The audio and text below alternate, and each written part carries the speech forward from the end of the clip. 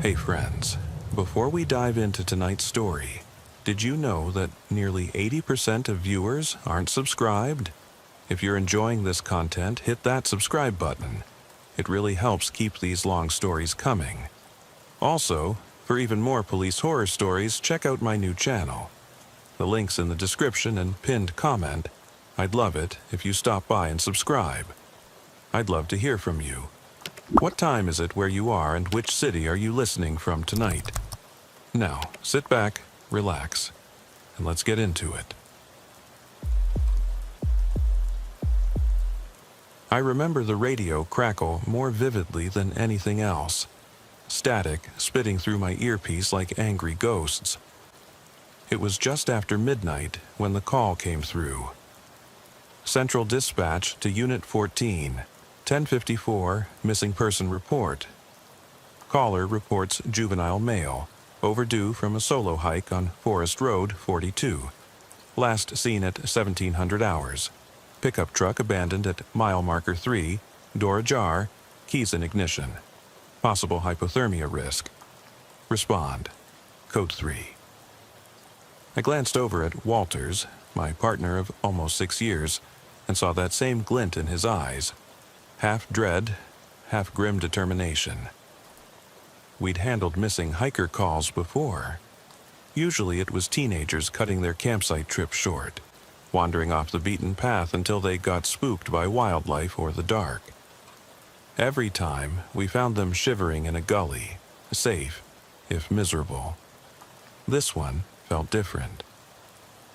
The rain had been steady since sundown, turning the gravel road into a slick mess of clay and puddles. My boots squished each time I stepped out of the cruiser, and the headlights picked up every floating raindrop, like someone tossing dust in the beam. We parked half on the shoulder and half in the muck, engine idling. I killed the lights, so all we had was the deep black of forest around us, broken only by the yellow glow of our flashlights. Looks like the Ford F-150, I said, voice low enough that even through the radio he'd have to strain to hear me. The truck sat angled off the road, mud streaked all the way to the undercarriage. The driver's side door was open, hanging loose on its hinges. Dash light still on, illuminating the keys in the ignition like a neon promise. No footprints around it, only the tire tracks leading in, but nothing leading out. "You see anything on the ground?" Walters asked, kneeling to shine his flashlight along the roadside. I circled the truck once, checking under the wheel wells, peering into the bed. No sign of gear, no water bottles, nothing. He swept the light across the mud, looking for prints, and cursed softly. Not even boot prints. Did he vanish into thin air? I shrugged, but my gut tightened. He could have taken the trail at the east end. Map shows a faint spur, goes deep into the timber. Heard rumored logging access roads out there, but no prints? That rain's washing everything out. I clicked on my radio mic. Dispatch, Unit 14, confirming no tracks at the vehicle. Requesting coordinates for the nearest hiking trail junction. Static. Then, after a beat, copy. Unit 14, coordinates en route. That delay, just a few seconds, felt like forever. I stared into the beam of my flashlight as it cut a slice through the black. The rain pounded on my jacket hood. Inside, I felt my heart thump against my ribs, slow and heavy. "Let's head in," I said, switching off the flashlight and patting the cruiser for my backup light. We'd only been a half-mile past civilization, but the darkness here had a weight to it, like a living thing pressing in from all sides. We climbed through the open door and stepped onto the muddy road, flashlights dead ahead. We moved in silence, the only sounds our boot heels slapping the gravel and the distant hiss of rain in the canopy. I followed the tire tracks until they curved toward the forest, then crashed through the low brush, branches lashing me across the face. My flashlight swung from side to side, catching glimpses of moss-coated trunks and slick leaves. At the edge of the tree line, the mud gave way to a narrow trail, barely more than a deer run, widening every few dozen yards into patches of pine needles and leaf litter. Walters stopped. "Over here." His beam picked out something half buried in a ditch, a dirty nylon backpack, one of those red North Face things. The straps were torn, mud clinging to every seam. I knelt to examine it. Inside, a flashlight, a half-empty water bottle, and a GPS device still blinking its last known coordinates. The gauge read 20% battery. I could almost hear the kid's impatience when he hit that low battery tone. I snapped a photo with my phone and radioed it in. "Unit 14, I've located backpack. GPS battery low. Coordinates match reported subject. Walters and I proceeding along this trail, following roughly southwest bearing. We'll advise on visual as we go." Less than a minute later, the trail split. One path climbed a gentle ridge, the other dipped between two rocky outcroppings. I crouched, studying the ground. Footprints. Small, narrow, and only one set. He'd been alone. No sign of struggle, no blood, no dropped gear. My chest tightened at the thought. He could have slipped on the mud, hit his head, and crawled further, bleeding out of sight. "Stay sharp," I hissed to Walters as we followed the prints deeper. The trees closed in, the air getting colder. Water dripped from low branches, pooling on the needles below. Every so often, my light would catch something out of place. A bootlace, a scrap of jacket, the glint of aluminum from a water bottle cap. About 30 minutes in, I spotted his vest hook snagged on a root, torn half off. Long blonde hair matted with dirt and pine sap hung from the fabric. I swallowed hard. He was here, no doubt about it. The trail turned sharply uphill. I switched on my radio mic. "Dispatch, Unit 14. Subject appears to have gone off trail uphill. Elevation gain significant. Weather turning colder. Possible hypothermia risk in under an hour." I scanned the ridge. Tall pines loomed overhead. Branches groaned in the wind. I could feel my mouth go dry. As we climbed, the footprints became fainter, until finally they vanished near a hollowed-out stump. I crouched, shining the light inside. Nothing but darkness and the echo of dripping water. My stomach rolled. "Damn," Walters muttered. "Where'd he go?" I stood and peered up the ridge, flashlight beam swinging. That was when I saw the cabin. It was small, maybe 20 feet square, with cedar shakes for siding, visibly weathered. One side sagged, green mold streaking the wood. The door was slightly ajar, its paint chipped. A single window, its glass cracked, stared out like a watchful eye. No light inside. Something about that cabin made the hair on my neck spike. I'd read about hideouts used by criminals to stash firearms or drugs. Stash cabins, they called them. But this one didn't look rigged for trafficking. No makeshift antenna, no boards nailed over the windows. Just a lonely shack at the top of a cold ridge. I gestured for Walters to stay back. His flashlight caught on the doorframe, illuminating a muddy footprint on the threshold. I felt the weight of my service weapon heavy against my hip as I pushed the door. It groaned on rusty hinges, revealing a single room lit by moonlight filtering through cracks in the roof. Inside, the floor was bare earth. A rickety table stood in one corner, its surface scratched and stained. Empty cans and plastic wrappers littered the ground.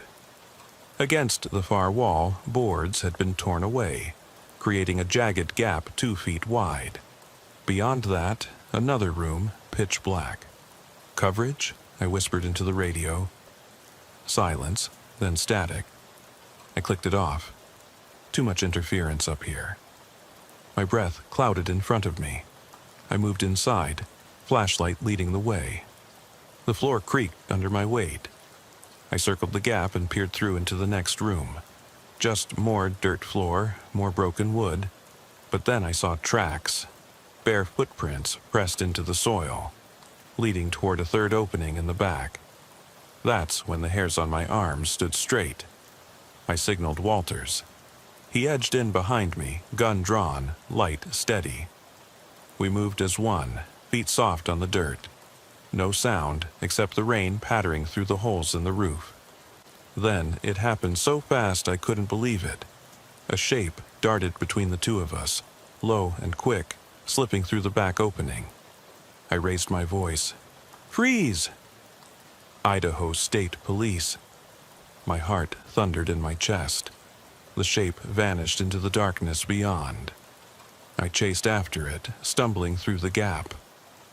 Walters was right behind me.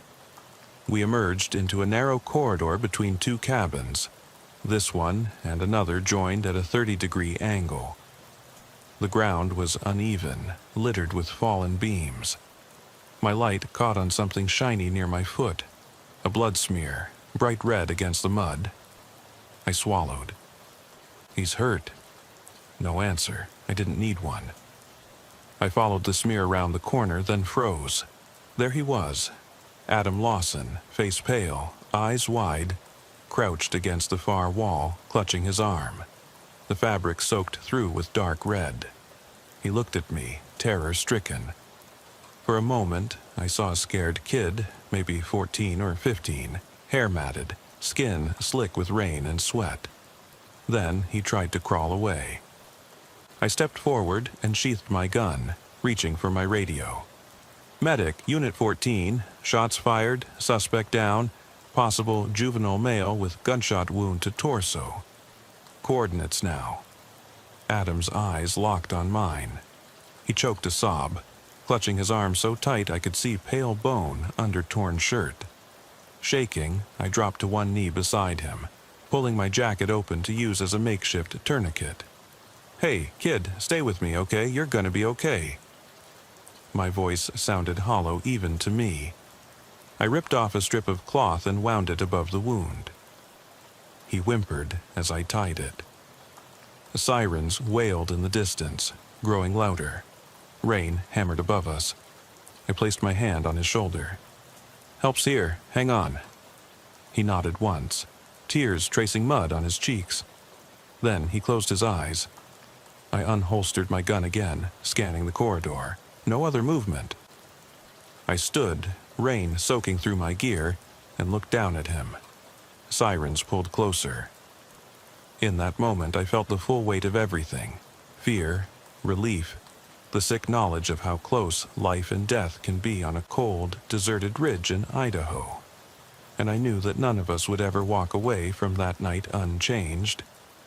The hollow thump of my heartbeat was louder than the rain as I radioed in the situation. Through the static, I could barely make out dispatch repeating my call before they cut back to other traffic. My breath was ragged, condensation hanging in the air as I crouched beside Adam.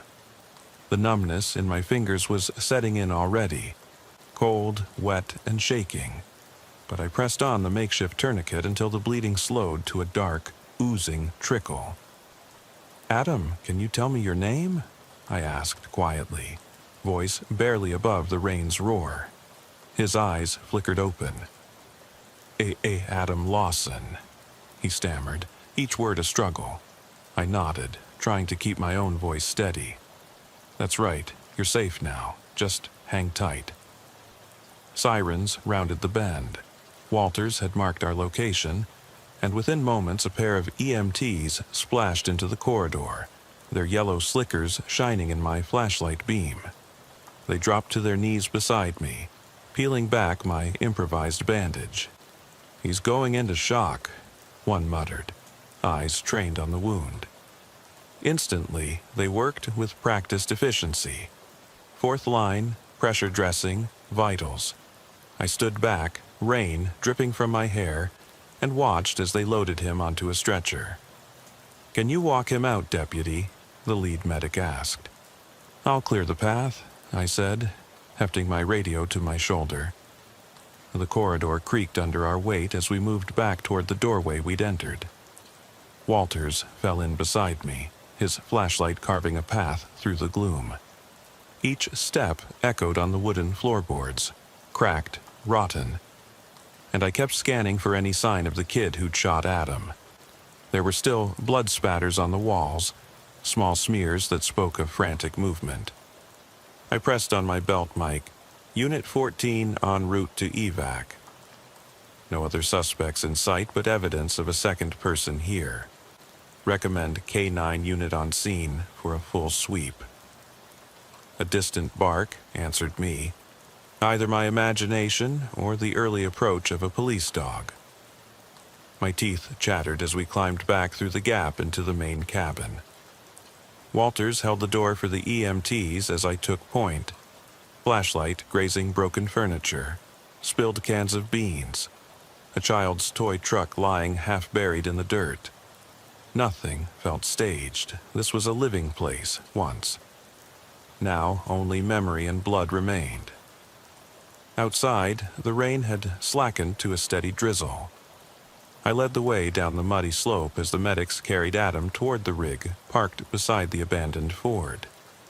My boots slipped in the slick clay, and I grabbed a sapling to steady myself. Behind me, Walters waved off 2 uniformed officers arriving on foot. "We've got it from here," he called.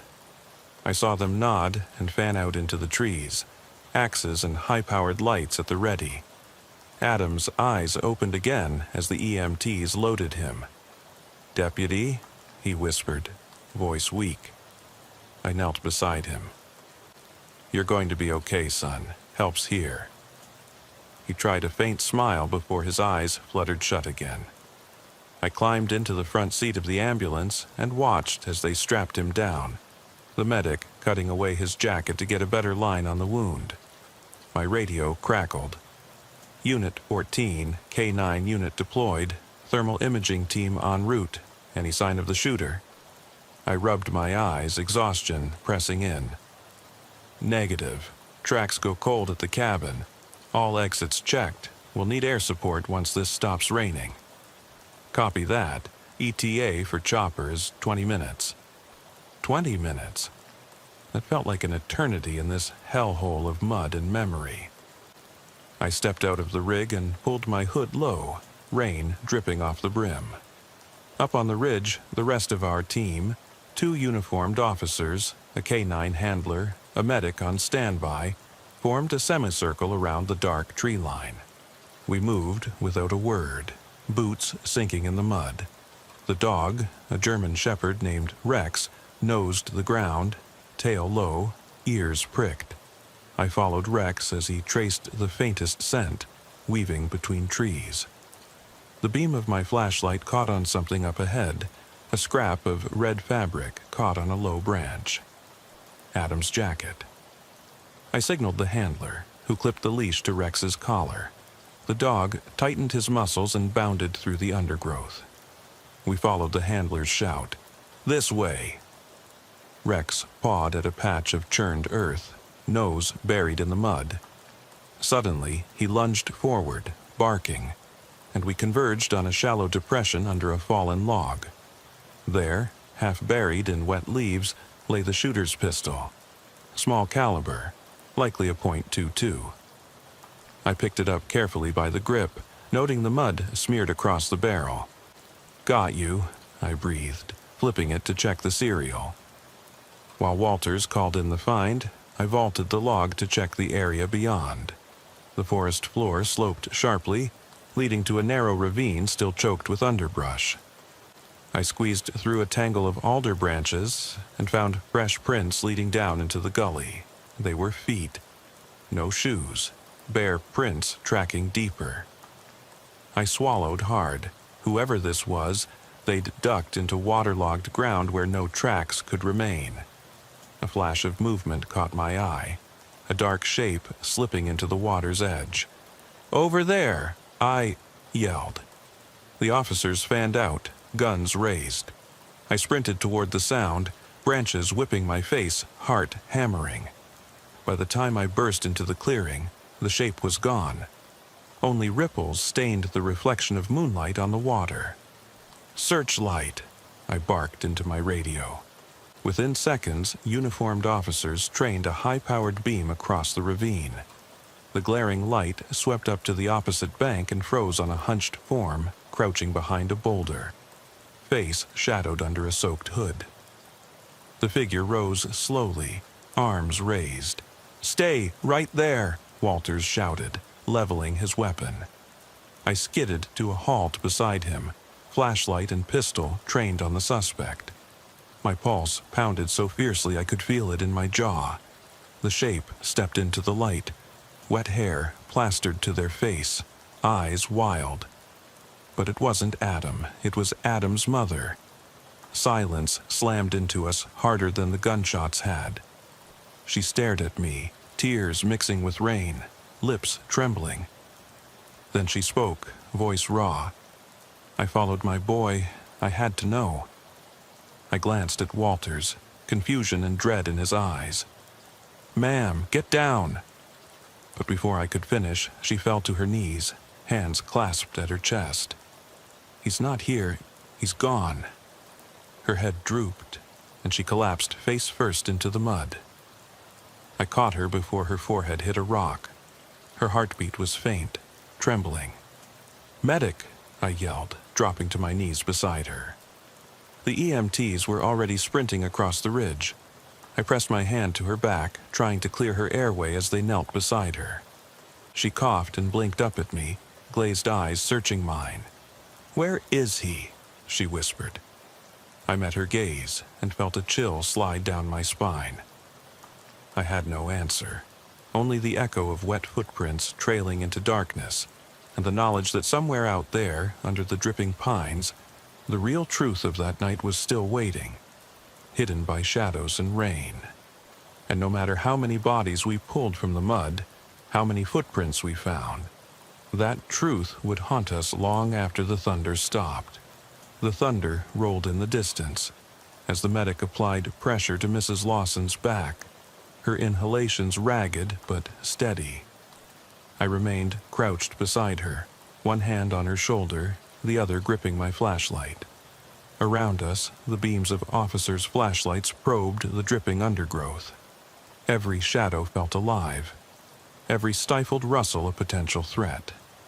I looked up briefly to see Walters motioning toward the ravine's edge, still fixated on the muddy bank where Mrs. Lawson had knelt. "Deputy," he hissed, "I'm getting movement downstream, by the old bridge footings." I followed his gaze. Beneath the skeletal arches of a long-abandoned logging bridge, a narrow creek cut through the underbrush. Wet stones glinted in the scant moonlight. I holstered my radio and drew my weapon, moving with instinctual caution. Walters and two other officers flanked me, weapons raised, eyes scanning each side of the creek. I crouched low, pressing a finger to the trigger guard in case we needed to act quickly. My heartbeat thudded in my ears. Through the rain's patter, I could hear the creek's gurgle and, faintly, a soft whimper. "Over here," Walters murmured, pointing. Under the bridge's main beam was a half-submerged tangle of limbs and clothing. Bright green nylon, likely the subject's rain jacket. I flicked on my light and waded into the cold water. The current tugged at my boots, each step treacherous. As I knelt down, the beam revealed a slender hand draped over the rock, pale and still. "No," I whispered.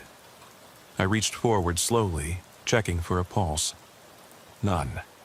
My gloved fingers pressed against the wrist, empty. I glanced over my shoulder at Walters, feeling the ground spin around me. He knelt beside me, checking the boy's neck. "No life signs," he said softly. I exhaled, breath shaking. "He's gone." That word echoed in my mind, louder than any siren or shout. All the careful coordination, all the searches, it had led to this corpse, bruised, half submerged in icy water. I stood and motioned to the other officers. "Secure the scene. Call coroners, evidence techs. I want full photos, measurements, everything." They barked confirmations and began setting up cones of light. Somewhere upstream, Rex's barks reinforced that they were still scouring for other possible victims or suspects. But here, under this bridge, nothing would stir again. I stepped out of the creek, mud sucking at my boots. The medic, having stabilized Mrs. Lawson, was loading her into a rescue ATV. She sat wrapped in a thermal blanket, tears streaking mud down her cheeks. She stared at me as I emerged, eyes hollow. I knelt beside her and spoke quietly. "I'm so sorry. We did everything we could to find him alive."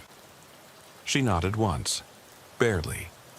"He always followed the map. He always stuck to the trails." Her voice cracked. "Why didn't he this time?" I swallowed. No answer could comfort her. None would explain how a teenage boy vanished off a known trail and ended up here. I offered one last squeeze to her hand, then turned away to supervise the removal of the body. The coroner's van arrived, a dull gray box on oversized tires, its headlights cutting through the haze. Two technicians in yellow suits unloaded stretchers and evidence markers. I radioed dispatch. Unit 14 to dispatch. Subject confirmed deceased. ETA for coroner's 5 minutes. K9 and thermal units yielded no additional heat signatures. Scene secured. Static, then acknowledgement. I exhaled, fatigue pressing on me like lead. I eased against the bridge's supports, listening to the labored breathing of my team as they processed the scene. Somewhere overhead, a raven cawed, a hollow cry that resonated in the damp air. Beyond the coroner's arrival, there remained the matter of the shooter, Adam's unknown assailant. Up until now, the shooter had vanished, leaving only that point, two-pistol and bare footprints. But I had to find this person, for Mrs. Lawson's sake, for the boy's memory, and to ensure whoever had done this would face justice. I looked back down at the creek bed. Adam's body lay covered now, a yellow tarp over him, saving family from the immediate horror but not the knowledge of loss. I closed my eyes and let the rain wash over me, droplets falling into the tarp's folds. Then I heard it, a faint metallic clang from upstream where the forest grew denser. I snapped my head up. Everyone else was busy with the coroner's team and Mrs. Lawson's evacuation. Only Walters remained at my side, flashlight and patrol rifle at the ready. "Did you hear that?" I asked. He nodded. "Sounds like a piece of metal shifting. Could be the shooter's gear." I motioned for him to follow. We slipped silently along the creek bank, the ground turning from mud to slick granite as we approached the sound. Each step threatened to give way beneath us. Finally, beneath a fallen cedar, we found a makeshift cache, an open duffel bag drenched in rain, empty shell casings scattered around it. I pointed the beam inside the bag. A spare magazine for a .22 pistol, a crumpled pack of cigarettes, and a small black pistol holster, wet but unmistakable. There was also a half-empty water bottle, the same brand and label as Adam's backpack item. Whoever had led Adam here had planned for a prolonged stay or a quick departure, and now, in this storm, the bag lay abandoned. I crouched, picking up the magazine. Soot and mud caked its feed lips. I flicked it open, checking the spring tension. It was fully loaded. I insulated it in an evidence bag, my hands trembling. This was it, tangible proof of a second person's presence, and potentially their identity if we could trace serial numbers or fingerprints. "Plant a marker," I told Walters, pointing to the duffel. He dropped a numbered flag in the soil. Then we backed away, the coroner's van lights flashing behind us. Returning to the main site, I noticed the anxiety playing out on every face. Officers sipping bottled coffee, medics shaking their heads at what they'd seen. I exhaled again, running a hand through my soaked hair. Dispatch pinged on my radio. Unit 14, we have a faint ping from subject's GPS. Last coordinate 0.2 miles west of current scene. Attempting recovery via helicopter beacon. That gave me pause. Adam's GPS was damaged, but the micro battery had enough juice to send out one last signal. West of the bridge, into the heart of the forest, where darkness pooled thicker than ink. If there was anything left to uncover, evidence, a witness, or even the shooter's hideout, that was where we had to go next. I radioed back. Copy that. Meet me at the northwest perimeter in 10. I'm going in on foot. Bring minimal gear. Just weapon, light, compass. No one else knows all the angles here but me and Walters. My partner slid next to me, shouldering his flashlight. Ready? I nodded. Let's finish this. As we stepped away from the stretcher-laden ambulance and into the forest interior, my mind churned through scenarios. How a young boy wound up in these trees. The methodical way his shooter had lured him, and the chilling thought that someone with the skill to avoid all our teams, our dogs, and our thermal cameras was still out there. The rain had eased to a mist, rising from the ground in curling wisps. My boots sank into damp leaves. Each step forward echoed in the hushed cathedral of Douglas firs. I felt the weight of my service badge against my chest, the cool metal a reminder of the oath I'd taken. Up ahead, in the gloom, I saw it. The faint glow of the GPS beacon, pulsating like a distant heartbeat. The forest closed in around us. I lifted my flashlight, its beam slicing through the mist. "Stay on my 6, I whispered to Walters. He acknowledged with a silent nod, boots soft on the forest floor. We crossed a shallow creek on stepping stones slick with moss. My senses sharpened, every muscle coiled for action. The beacon lay beyond one final rise, a knoll crowned by ancient pines. At the top, the forest floor fell away into a small clearing. In the center sat a shallow pit, the loose earth scattered around it. The GPS marker floated on the surface, the antenna of Adam's device protruding from the soil. I dropped to my knees and carefully unearthed it. But next to it, half buried beneath wet leaves, I saw something that made my blood run cold. A single, child-sized footprint pressed into the mud, but no heel, only the imprint of toes and the arch. Like a bare foot dipped and lifted, delicate and deliberate. I stared at it, incredulous. Who would move barefoot through this cold, muddy forest? And why leave only one print? My radio crackled. Unit 14, update. We have multiple heat signatures entering the area from the east. I looked up, heart pounding. Walters raised his rifle, eyes narrowing. Figures, 4 of them, moved through the trees, their forms blurred by the mist. I whispered into my mic. All units, converge on my location. Hostiles possibly armed. Stay alert. In that instant, the forest seemed to inhale, and I felt the line between hunter and hunted blur. The soft patter of boots on wet leaves grew louder, closer. I gripped my weapon tighter, knuckles white under the rain-slicked stock. The clearing stretched out before me, empty except for the pit and the ghostly GPS glow. The figures paused at the tree line, shadows among shadows. I took a breath, bracing for what came next. Behind us, the helicopter's spotlight swept across the treetops, a pale yellow arc cutting through the darkness, closing in. But in that moment, caught between the Earth's breath and the circling light, I realized we were no longer simply searching for answers. We were about to cross into something far darker, something that had been waiting in these woods long before any of us arrived, and that would not let us leave unmarked. I shouldered my weapon and stepped forward into the clearing, ready to face whatever emerged from the mist. The rain had stopped. Silence fell like a veil. And then the figures advanced, slow, deliberate, each step a promise of violence, each shape a question with no answer. I lifted my flashlight. Its beam hovered on the first figure, the barrel of my rifle trembling in my grip. And then everything changed. The forest seemed to hold its breath as the first of the figures stepped from the mist. I froze, heart pounding, finger tight against the trigger. His coat was soaked through, dark fabric plastered to his frame, but I could see the curve of a hip holster beneath. Behind him, the others fanned out in 2 rows, silent and deliberate.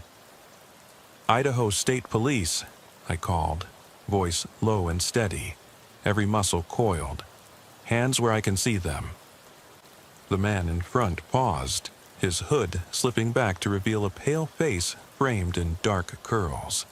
His eyes met mine, cold, unreadable. He raised his palms slowly, exposing blood-smeared fingertips. The others behind him mirrored the motion, empty-handed, but their stance spoke of readiness.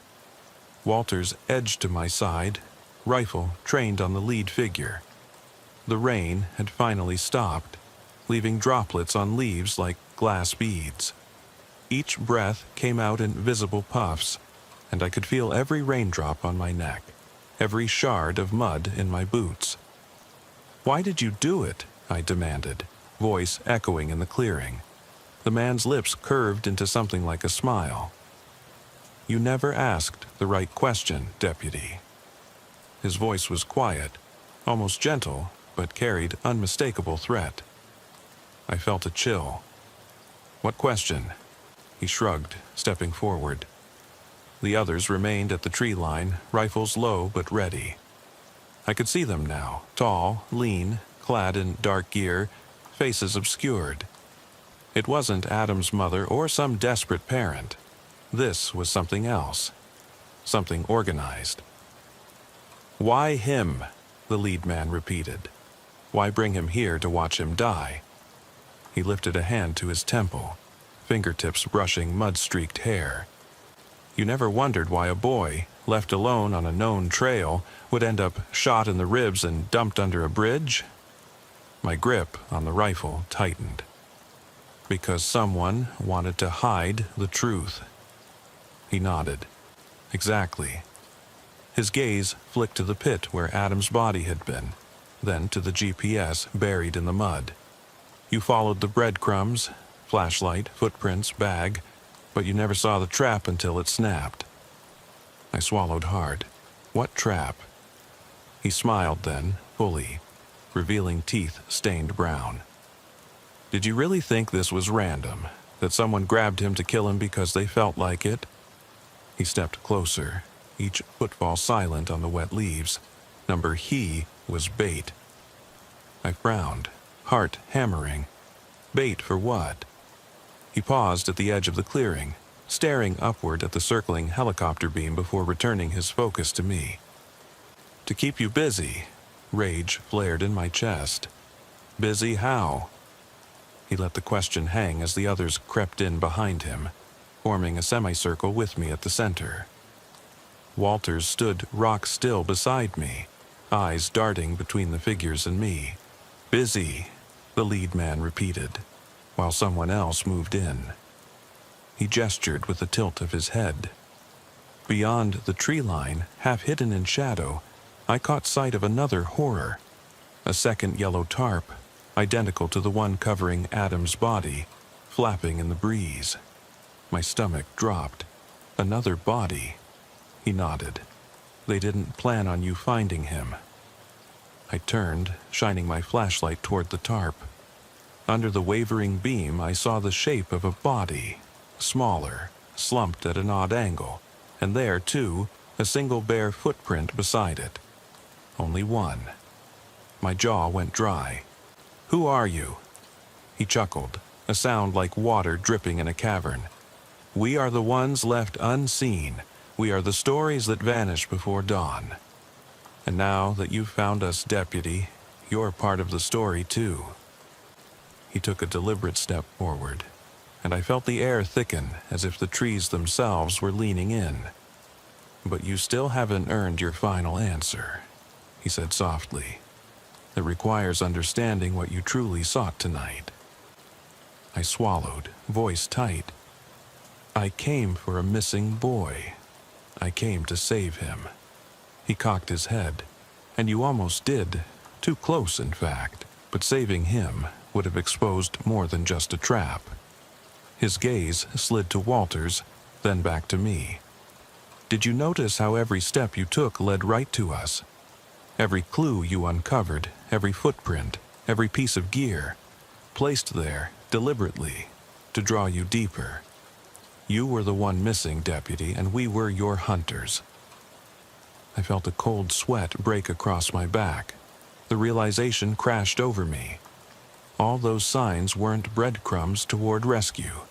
They were lures, draped across the forest floor to manipulate us like puppets. And now, he continued, voice low as thunder, you know why the boy was here.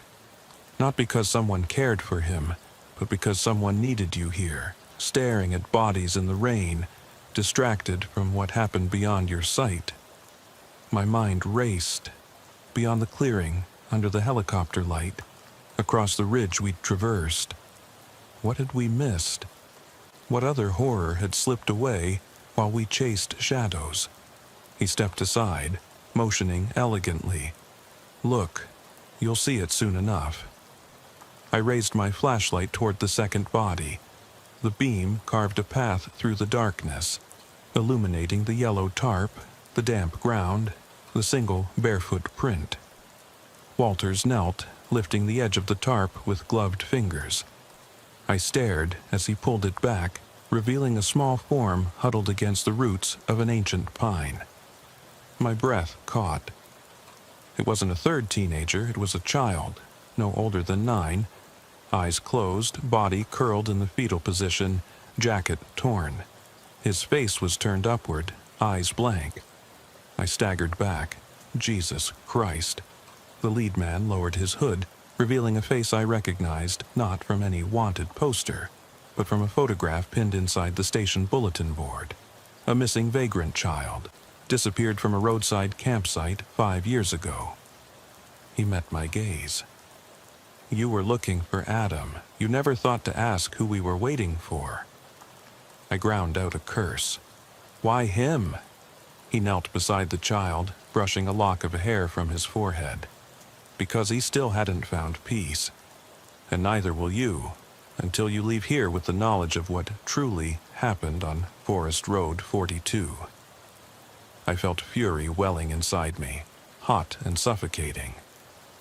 Get away from him. He smiled, a sad, knowing smile, and rose, standing with the others like sentinels around us. No, Deputy, this is where you start asking the right questions.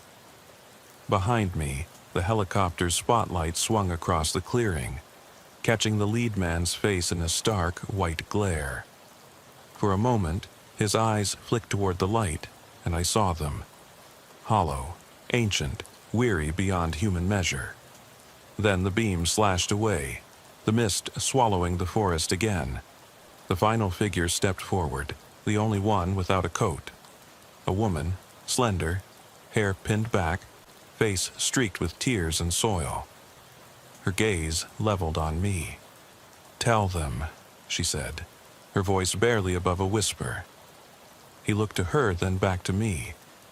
The world narrowed to the space between us. The soggy ground, the bodies of the innocent laid out like evidence in some cruel trial. He spoke, voice cold and clear, tell them what happens to the lost. And in that moment, standing at the center of 6 unseen hunters and 3 lifeless bodies, I knew I had become the next missing person. Lost not to the forest, but to the understanding of what awaited anyone who ventured here uninvited. I swallowed, voice gone. I glanced at Walters, his face pale, eyes wide behind his scope. Then back to the figures around us. They waited, patient as stone. I lifted my flashlight and leveled it at the lead man's chest. I want answers, I managed, words trembling. I need to know what happened to Adam, to the boy, to the child, and what happens to the lost. He nodded once, gravely, and raised a hand. The others did the same. In unison, they began to step, back into the trees, forward into shadow. "Follow the footprints," he said, voice echoing. "Only then will you understand truth. Only then will you be found." Then they melted into the mist, leaving me alone in the clearing with Walters, the child's still form, and the rain-soaked earth beneath our boots. The helicopter's rotor wash fell silent overhead as the spotlight retracted. Darkness returned, thicker and more oppressive than before. My heart thundered in the hush. I lowered my flashlight to the earth.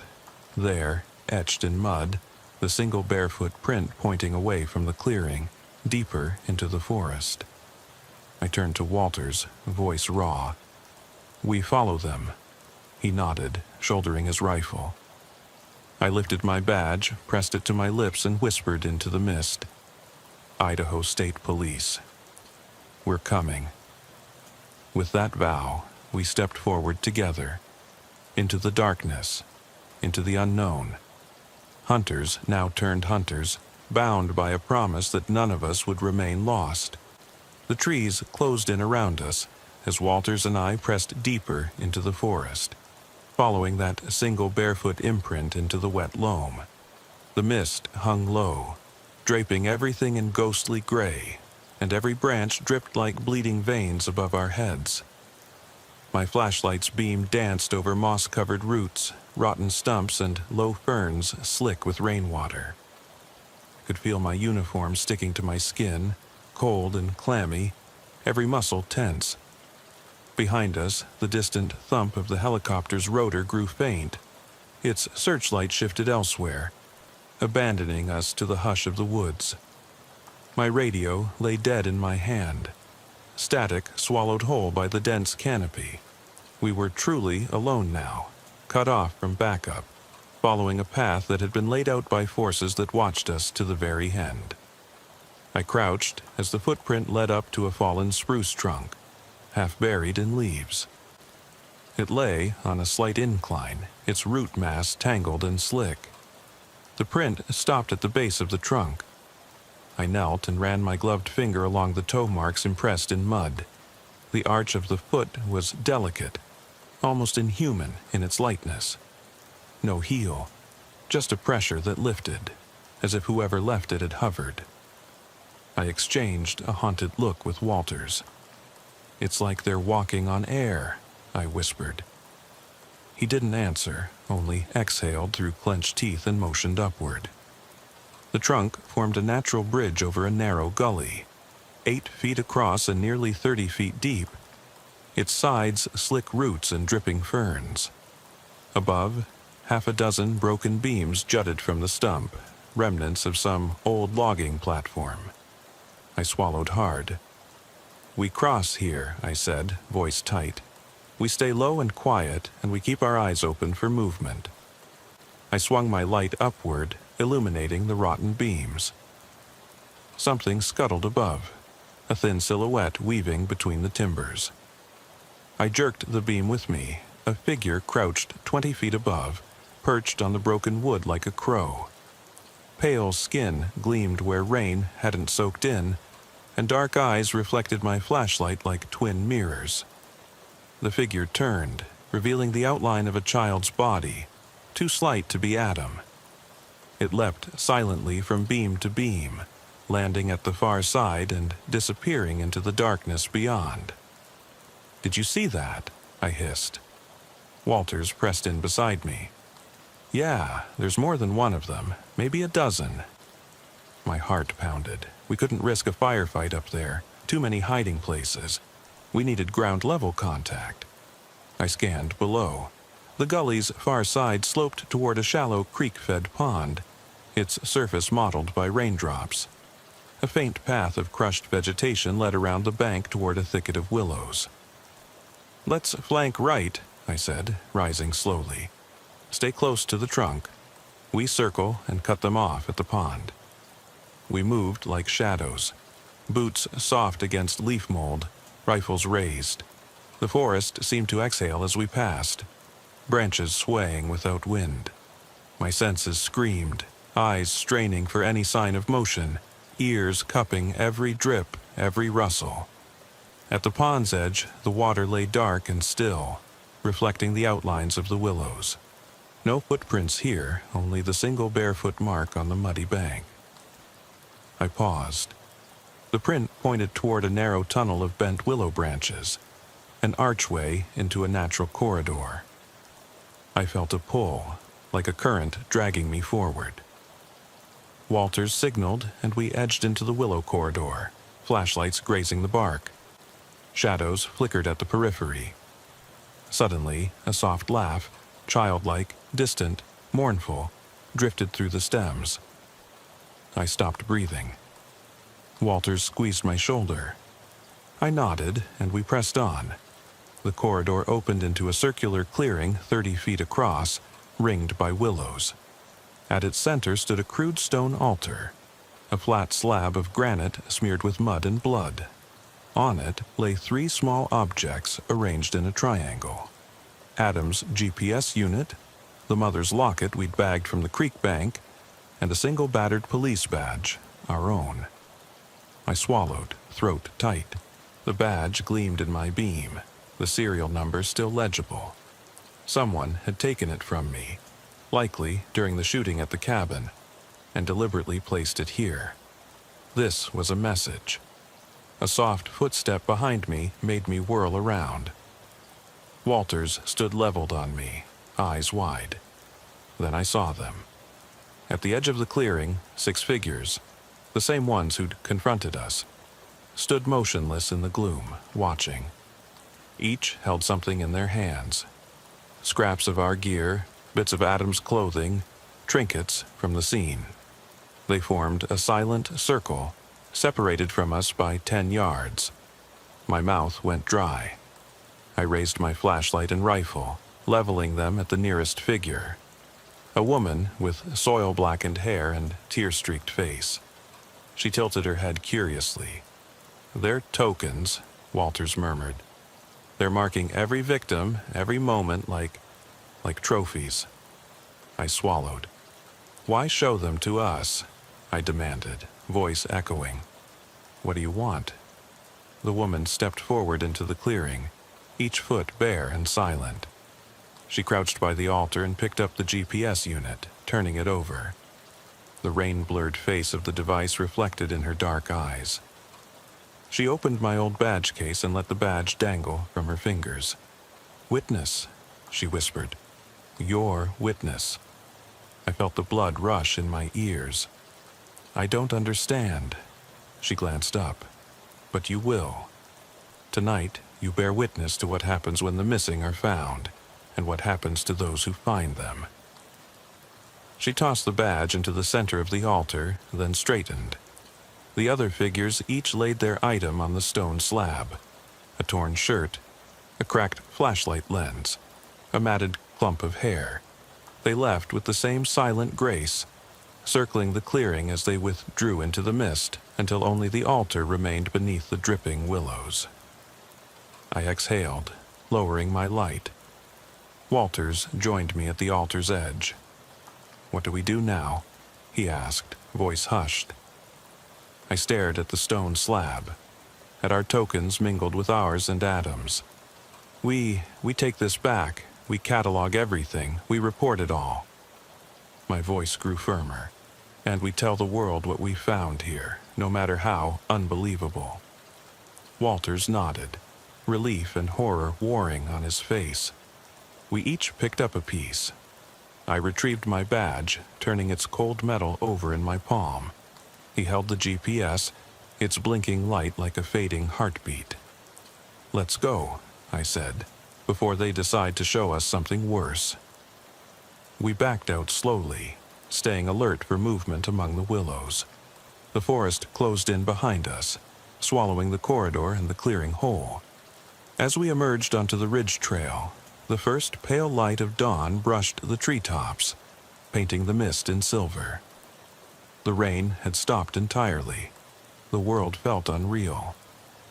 At the edge of the timber, we met the coroner's team and K-9 unit finishing their sweep.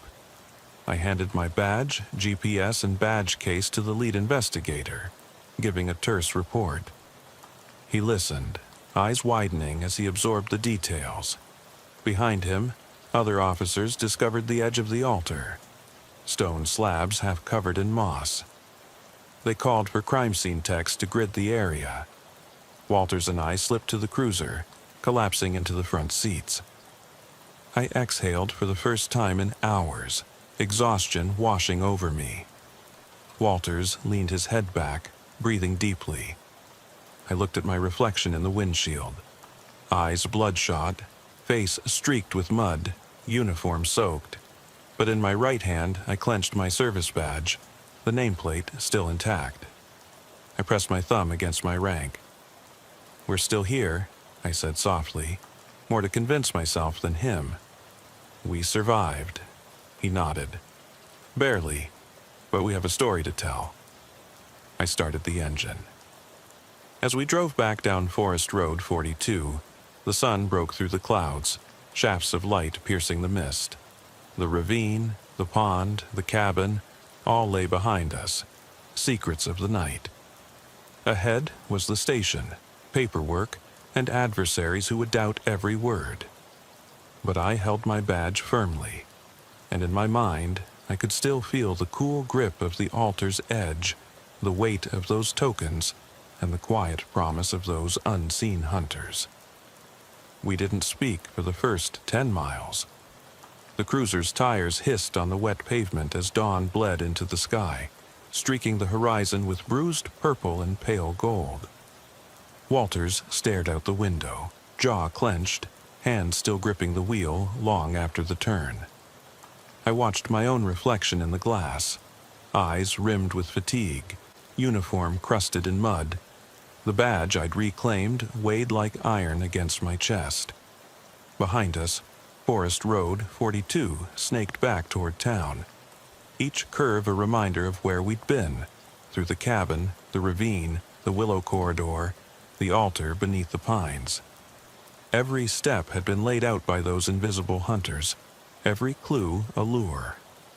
But that was the past now.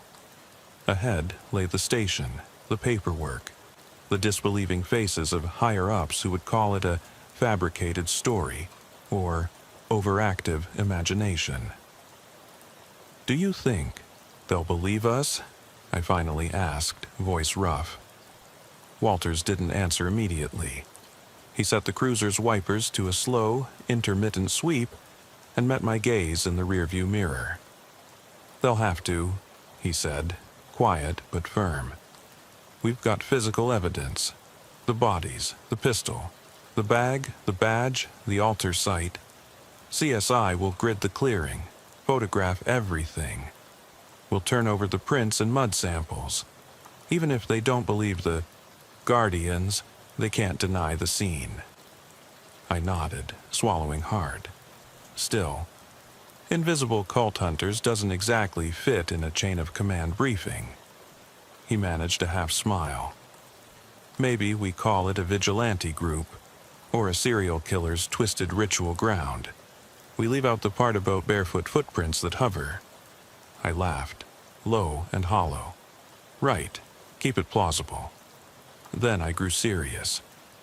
"What about the boy, the one under the bridge?" Walters sighed. "Coroner's office will handle his family. But if the missing vagrant kid was abducted 5 years ago, someone's watched him all this time. We've got to notify Cold Case. Maybe they'll connect dots." I turned back to the road. The town's first streetlights flickered on as we approached civilization. Smoke columns rose from chimneys.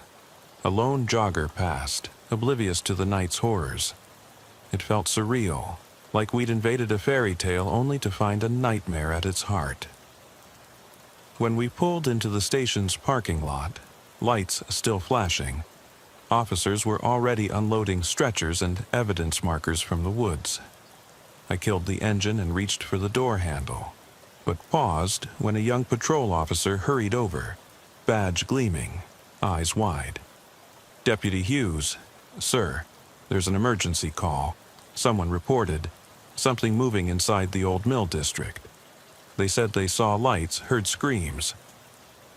His face was pale beneath the fluorescent glow. "You're the only ones back.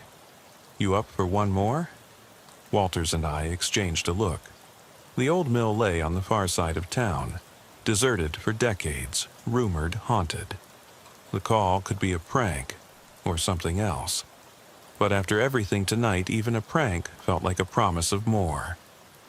I met the young officer's gaze. "Let's roll." 20 minutes later, we crested the hill above the mill district. The buildings stood like shattered sentinels, brick shells with broken windows, rusted beams jutting from empty walls. A single spotlight from a handheld lantern flashed inside one warehouse. The beam cut across crates and scorched earth, illuminating torn tarps, frozen footprints, and dust. "Here," Walters whispered, pointing to a narrow service door hanging ajar. The light inside pulsed, as if someone else was carrying it. I drew my weapon and approached slowly, the smell of oil and rot heavy in the air. Inside, the warehouse was cavernous.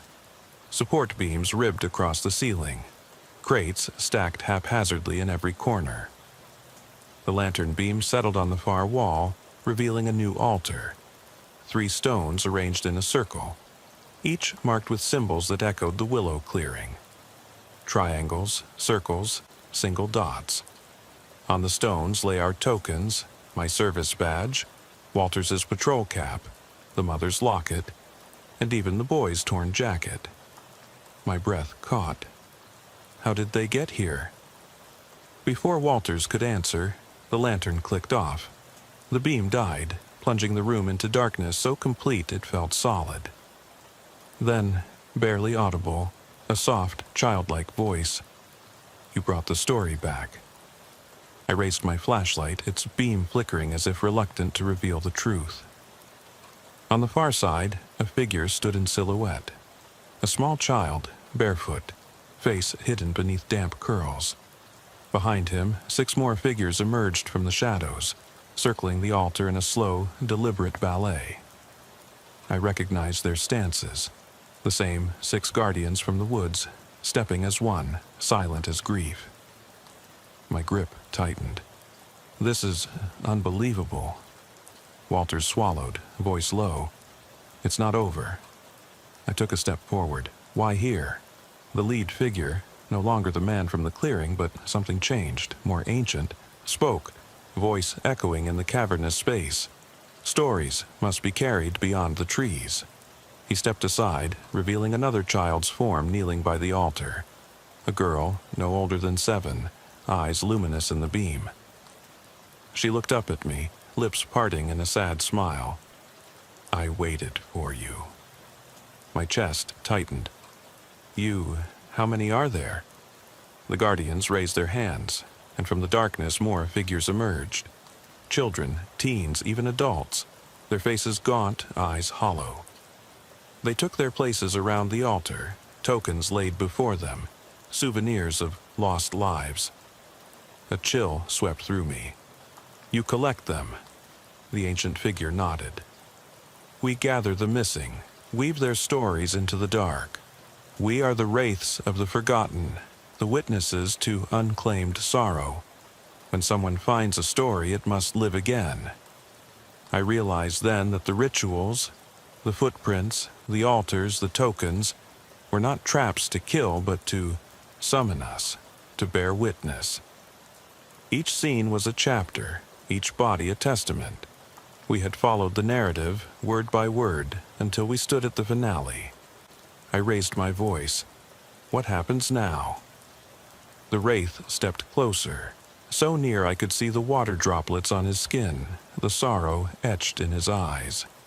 "Now you carry it forward, you speak their names, you tell their stories. Only then will the missing find rest." He gestured to the stone altar. The tokens glowed faintly in my flashlight beam. One by one, I touched them.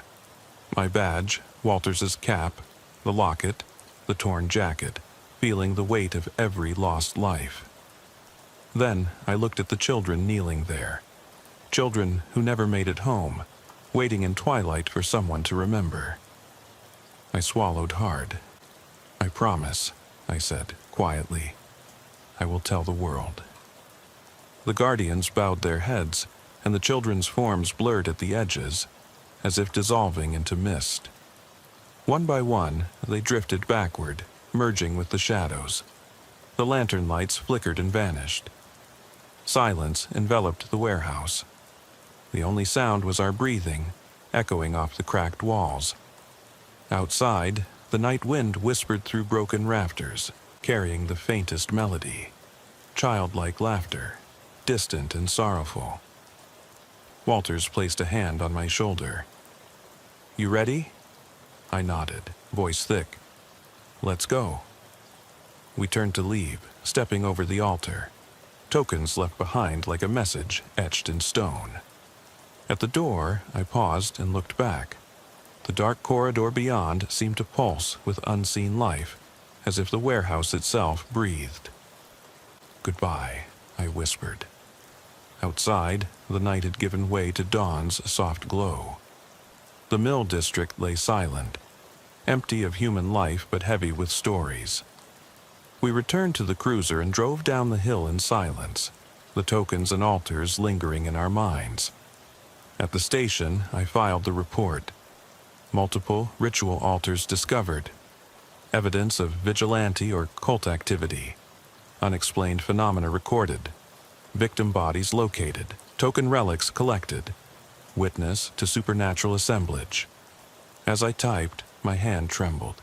The report would sit in a file, unread by many, dismissed by most. But I knew the truth. Somewhere, in the dark wood and abandoned mills, the guardians watched, waiting for stories to find them. And as long as there were missing, there would be stories to tell. That night, in my patrol car, I held my badge under the dashboard light, turning it over in my hand. I thought of Adam, the boy under the bridge, the vagrant child, the girl in the willow clearing, and these children in the mill. I spoke their names softly, a litany of the lost. And in the hush that followed, I understood some stories never end. They only change hands. Because for every missing person, someone must remember. And I would not let them fade away. I slipped the badge onto the visor and sat back, listening to the station's hum. Outside, lights shifted in the lot. Radios keyed up, boots on concrete. Normal life resumed. But I knew that beyond the edges of this world, in the places no one dares go, those guardians remained, gathering the unwritten tales of the missing. And I, a tired, scarred officer bearing witness, would carry their stories into the light, no matter where they led or how deep the darkness. The night had ended, but their voices lingered in my bones, echoing footsteps, whispered names, the soft laughter of children who never came home. And I would not forget. I dropped my kit on the passenger seat and stepped into the fog, every breath coming out in pale clouds that clung to the trees. My flashlight cut twin beams into the darkness, swinging left to right as I moved toward the ditch where the Honda sat.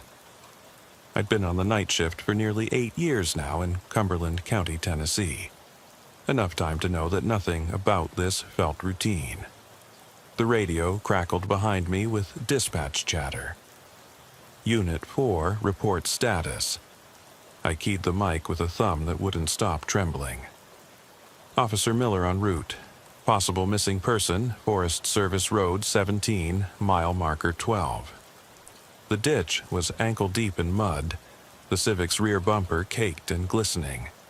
The driver's door hung open, frame crooked, as though whoever'd stepped out had done so in a panic.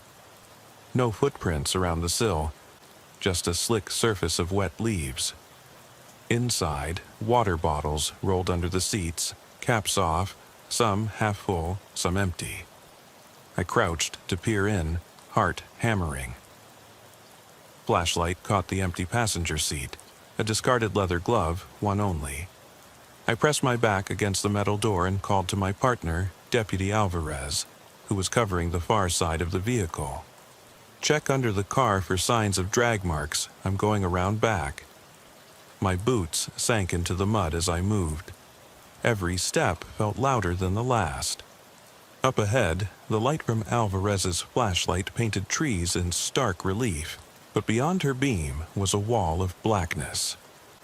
I called out. "Anything?" "Nothing," her voice answered. "No shoe prints, no blood, just—" She paused. I heard her intake of breath. Just the road, and it's dead silent. Even the cicadas, I thought. At this hour, they'd usually be relentless. A frog croaked once, somewhere distant, and then it was gone. I moved past the rear window and into a shallow depression where the ground tilted toward the underbrush. My flashlight swept across tangled undergrowth. Thorny briars, half-rotted logs, the skeletal remains of small animals caught in root crevices. I clicked my tongue. She couldn't have wandered far if she froze. Maybe she's hunkered down nearby. I drew my handheld radio from my vest. "Dispatch, ping her phone if you can. Let me know coordinates." I cursed under my breath, knowing this stretch had no cell service. That was why she called from her car. Maybe, or the battery was dying. I stuffed the radio back and advanced, light skimming tree trunks. Then I heard it, the faintest whisper of movement, a soft snap like a deer stepping on a twig. I froze, breath hitching. My brain raced, deer, raccoon, local drunk squatting. I aimed up the beam and scanned. At first, nothing. Then, nearly 20 yards off to my left, I saw it, a flash of cloth against bark. I approached slowly, fists clenched at my belt. The shape, tall, too tall, shifted. "State Police," I announced, voice firm. "Come out where I can see you." No response. My beam swept up. 7 feet tall, shoulders broad as a car hood, face obscured by shadow. He stood with an unnatural stillness, hands at his sides. I recognized him from neighborhood tips. Big Reynolds, locals called him. Terry Reynolds, handyman, biker, ex-Marine. Known for pulling kids out of burning cars, yes, but also known for anger issues after the divorce. His broad frame heaved as he watched me. I blinked. "Reynolds?" I tried a friendly tone, though my insides roiled. "You out here?" He knelt and picked something up off the forest floor. A rusty shovel head, handle snapped long ago, jagged at the wood. He rose, carrying it like a makeshift club. My pulse doubled in speed. Training shot through me. Target acquisition, suspect warnings. But I swallowed the words. No time for escalation. This could trigger violence. I stepped back, flat on my heels. "Terry, put that down. I'm here on a missing person call. You haven't seen anyone?" No reply. The beam of my flashlight darted across the uneven metal head, tarnished and dull, then back to his face, which remained in deep shadow. Something in his posture told me this wasn't about me. It was about the frustration, the rage bottled up inside. But I couldn't afford empathy now. I tapped my vest's radio button. "Dispatch, send backup.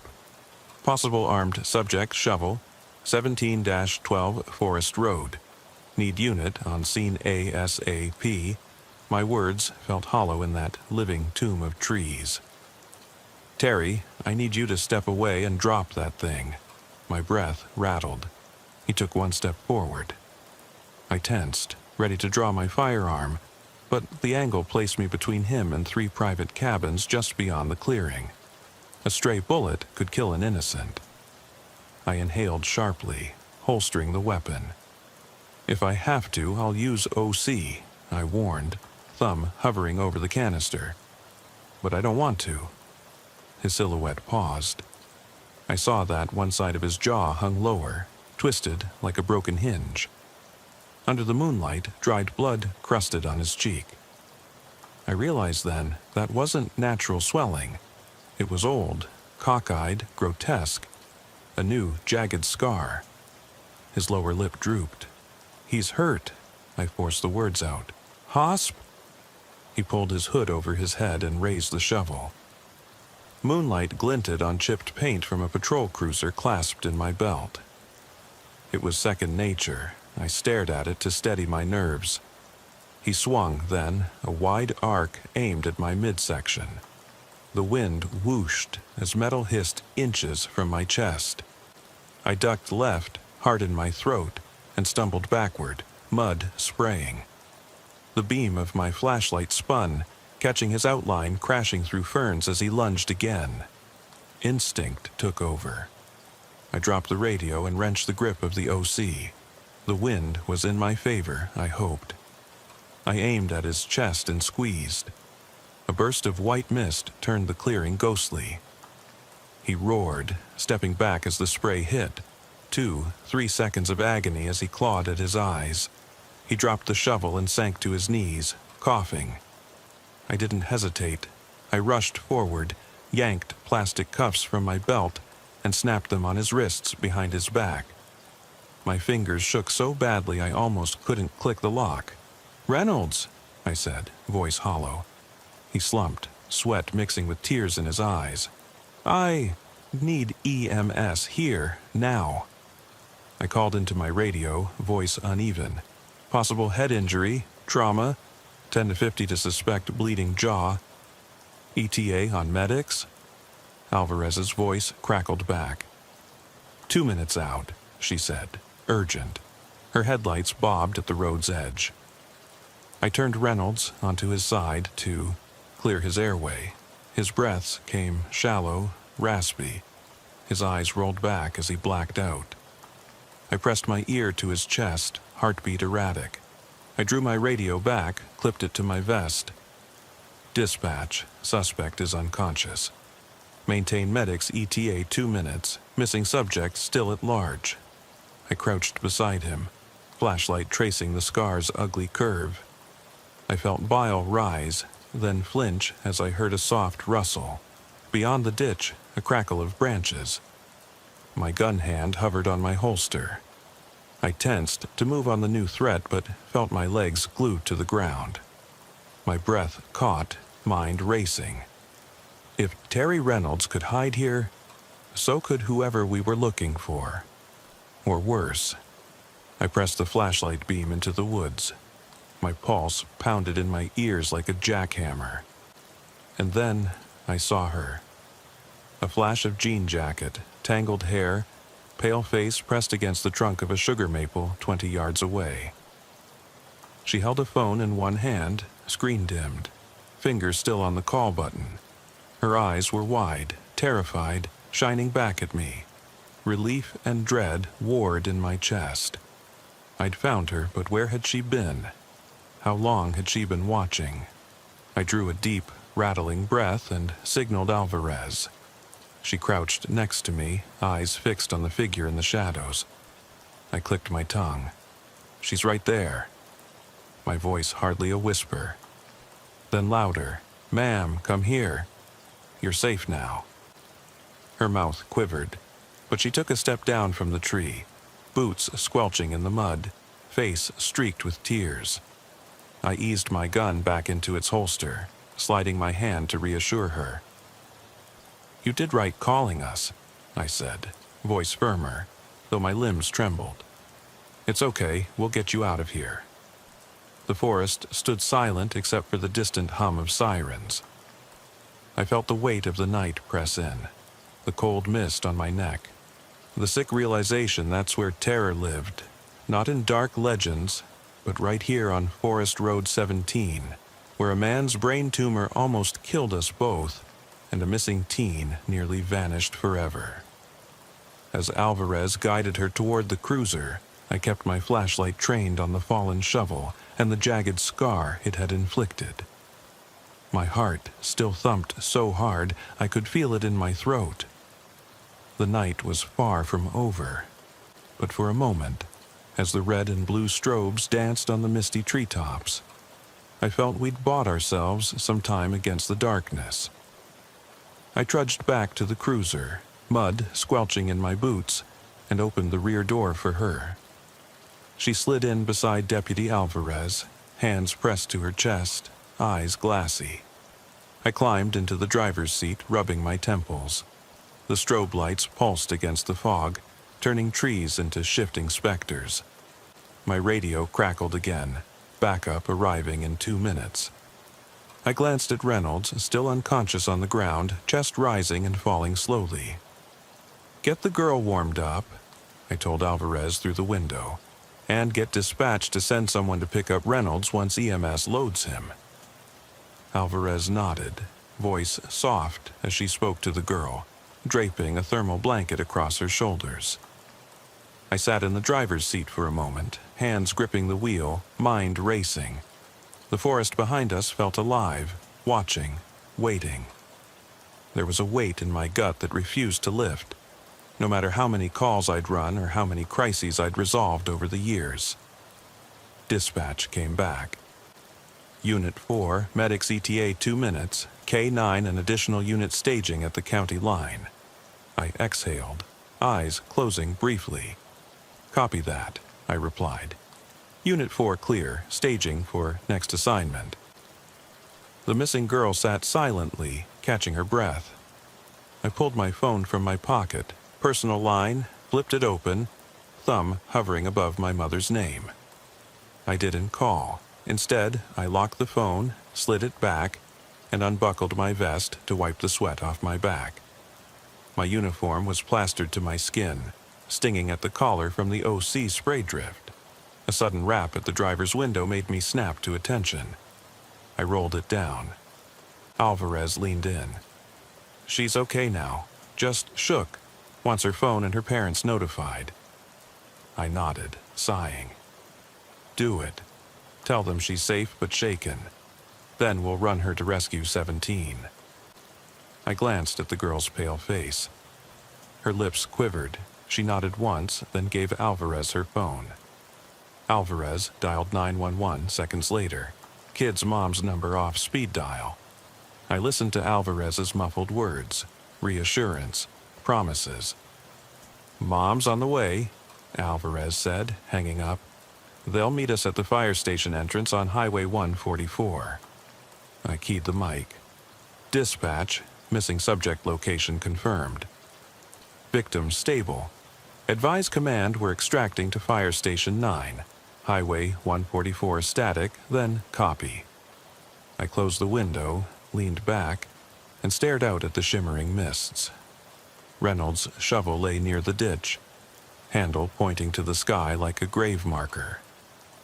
The memory of that swing, the sheer force behind it, still pressed on my shoulders. The drive to the fire station was unnervingly quiet. Patrol lights continued to dance on the trees as we tore down Forest Road 17, tires cutting grooves in the mud. My heart slowed, but the adrenaline buzzed in my veins, making my vision tunnel. I glanced in the rearview mirror at the girl. She stared straight ahead, hugging the blanket around herself. Her eyes were red-rimmed, but focused. I tapped the horn lightly to alert the arriving volunteer firefighters. As we pulled in, 2 fire engines sat flashing at the station entrance, crews hustling to make space. Alvarez helped the girl out, directing her into the arms of a uniformed firefighter who knelt in front of her. I watched until the girl nodded, then climbed back into my seat. I glanced at Alvarez, grit in her expression. "You good?"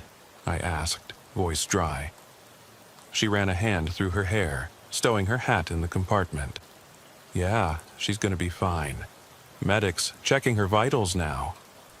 I exhaled, blinking as the fog drifted across the station lights. "Let's go pick up Reynolds before this thing blows up." Alvarez gave a tight nod. We backed out, wheels spinning on the gravel, and raced back to the scene. The forest seemed to close around us as we re-entered the darkness. The only sound the roar of the engine and our breathing. When we arrived, the clearing was swarming. 2 EMTs working over Reynolds, one holding an oxygen mask to his face while the other strapped him onto a gurney.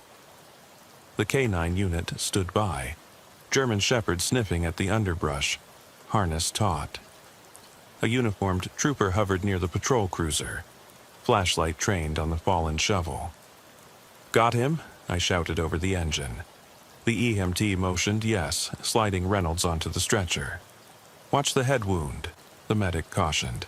"He's stable now, but keep his neck immobilized." I nodded and helped guide the stretcher toward the ambulance. His head lolled slightly, a dark bruise blooming around the stitched scar. He moaned softly as they loaded him in, cuffs still securing his wrists behind his back. I followed inside the ambulance, closing the doors behind us. Inside, aluminum walls echoed with the hiss of oxygen and the beep of a portable monitor. The medic checked Reynolds' vitals, nodding. "He's going to make it," she said, voice low. "Tumor was caught in time. Without surgery, he'd have lost it completely." I exhaled, hands shaking. "Understood." I leaned against the wall, eyes closed. The medic looked at me, concern flickering. "You okay?" I opened my eyes. "Yeah," I lied. "Yeah, I'm fine." But the world felt heavy, every nerve raw. She shook her head. "You need rest. You look like hell." I managed a half smile. "Night shift?" She didn't argue. The ambulance rolled toward the highway, lights reflecting off raindrops now falling in stray patches. Back at the station, I sat at my desk under the harsh fluorescent lights, typing the incident report. My fingers hovered over the keys, eyes stinging. I paused at the narrative field. Describe suspect's behavior. I wrote, subject exhibited uncharacteristic aggression, wielded a shovel.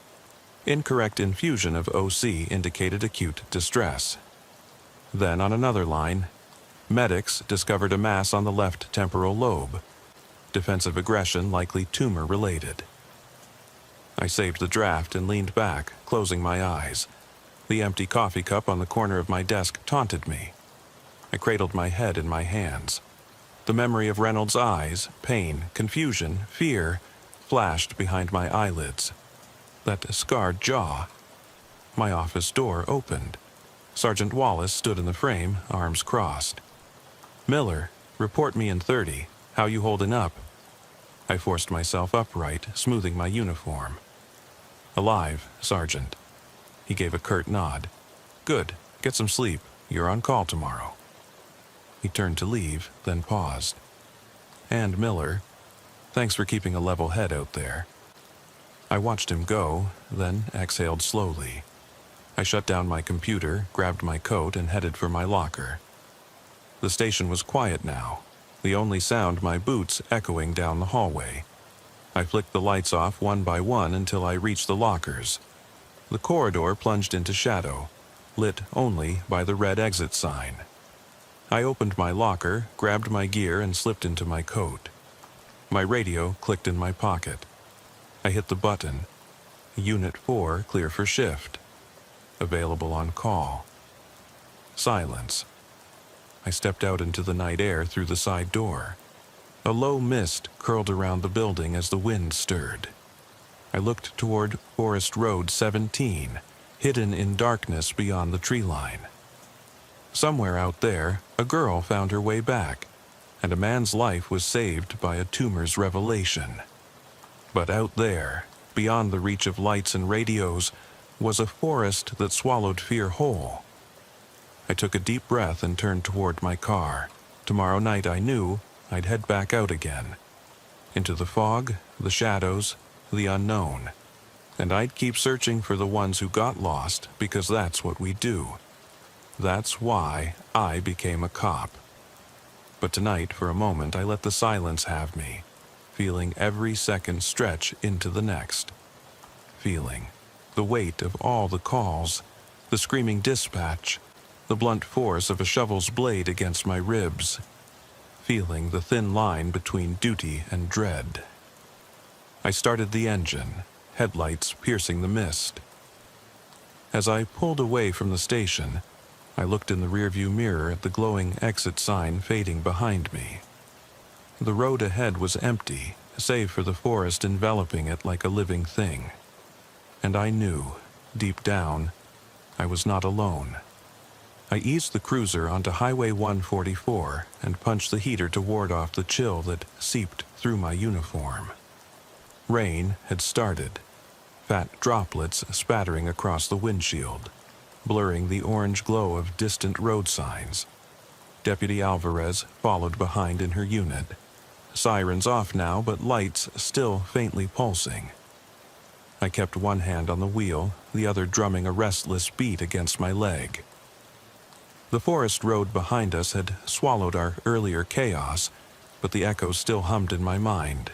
Reynolds' twisted jaw, the hissing spray of OC, that frozen moment when the missing teen's eyes met mine in the trees. My phone vibrated in the cup holder. A text from dispatch.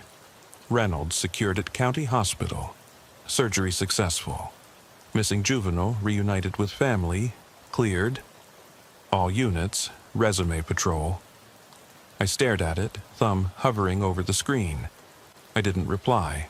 The message's clinical tone felt hollow, as if life and death were just entries in a log. I parked at the station's back lot and killed the engine. Rain dripped from the mirror. I sat for a long minute, breathing out a sigh that tasted like regret. I knew the next call could come at any second, but I couldn't move yet. My senses were still taut, anticipating threats that had passed. I shut my eyes and remembered the way Reynolds crouched behind that blind, how the beam of my flashlight had carved him from the darkness like a phantom. I remembered running, the shovel whistling past my ribs, and how I'd felt. Powerless, defenseless, exposed. A gentle knock on the window snapped me back. Alvarez leaned in the driver's side, rain beating on her uniform. "Everything okay?" she asked, voice low. I forced a nod and unlocked the door. "Yeah, just need a second." She watched me for a moment, frustration and concern mingling in her eyes. "You keep replaying that, don't you?" she said. I shrugged, slipping out. "Can't help it." She followed me to the squad room hallway, lights flickering overhead. "Look," she said. "You did what you had to. Tumor or not, he swung that shovel. You protected her." Her words offered little comfort, but I appreciated the attempt. I checked the time on the wall clock. 3:46 a.m. 2 hours until the end of shift. We went into the break room, where the coffee machine gurgled in the corner, and I poured a cup, black, no sugar. I sat at the chipped formica table, steam swirling up, and stared at the dented mug. Alvarez perched opposite, stirring cream into her tea. "Anything else tonight?" she asked. I shook my head. "Quiet so far." She sipped and set the cup down. "I don't envy you, Miller, seeing that much violence up close." She trailed off. I lifted my mug. "Every call's a gamble," I said. "Some nights you walk away, some nights you don't." She nodded solemnly. "Your turn to drive home after, or you riding with me?" I drained half the coffee. "I'll drive." She sighed, gathering her things. "Be careful, the roads are slick." I gave a half smile. "I always am." She left the room, and I sat alone. The station's hallway lights cast long shadows through the window. I finished the coffee, the bitter warmth fading fast. I rose, pushing the chair back. My uniform shirt felt stiff against my skin, saturated with the night's tension. I draped my jacket over my arm and stepped into the corridor. My boots clicked on the linoleum as I walked to the locker room. At my locker, I removed my belt. Radio, handcuffs, OC, firearm, one by one, placing each item carefully on the shelf. My hands trembled slightly, as if reluctant to detach from the tools that kept me alive. I hung my uniform, the badge glinting in the fluorescent light. I tugged on a plain black t-shirt and jeans, swapping shoes for a pair of worn sneakers. I zipped my jacket, feeling the weight shift. On my way out, I passed the roll call board. Missing persons, recent arrests, accident reports. I stared at the entry for 17-012, missing juvenile recovered. Underneath, a line read, Suspect Terry Reynolds, encountered armed and violent. Subject's aggression likely caused by intracranial mass. Hospitalized. I traced the letters with my eyes, then turned away. Outside, rain fell in a steady curtain. I tucked my collar and jogged across the lot. My cruiser's engine roared to life, and I eased onto the road. The station lights faded behind me. Headlights cut through the sheets of rain, reflecting off pavement stained with oil and grit. The radio's static hissed until dispatch's voice came through. Unit 4, Adam, any further? I cleared my throat. Unit 4 en route to home. All clear for tonight. I clicked off the mic.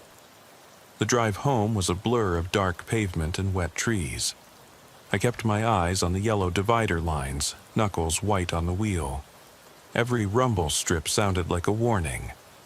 At some point, I realized I was gripping the steering wheel so tight my knuckles had gone numb. I eased my grip and took a steadying breath. Images flickered across my mind. Reynolds' scarred face, the missing girl's tear-streaked relief, the way the forest swallowed sound. I could feel the adrenaline's aftershock, a cold tremor beneath my skin. I turned off the highway and into my neighborhood, streetlights casting halos on the wet asphalt. Houses stood dark, families asleep, unaware of the night's violent ballet just miles away.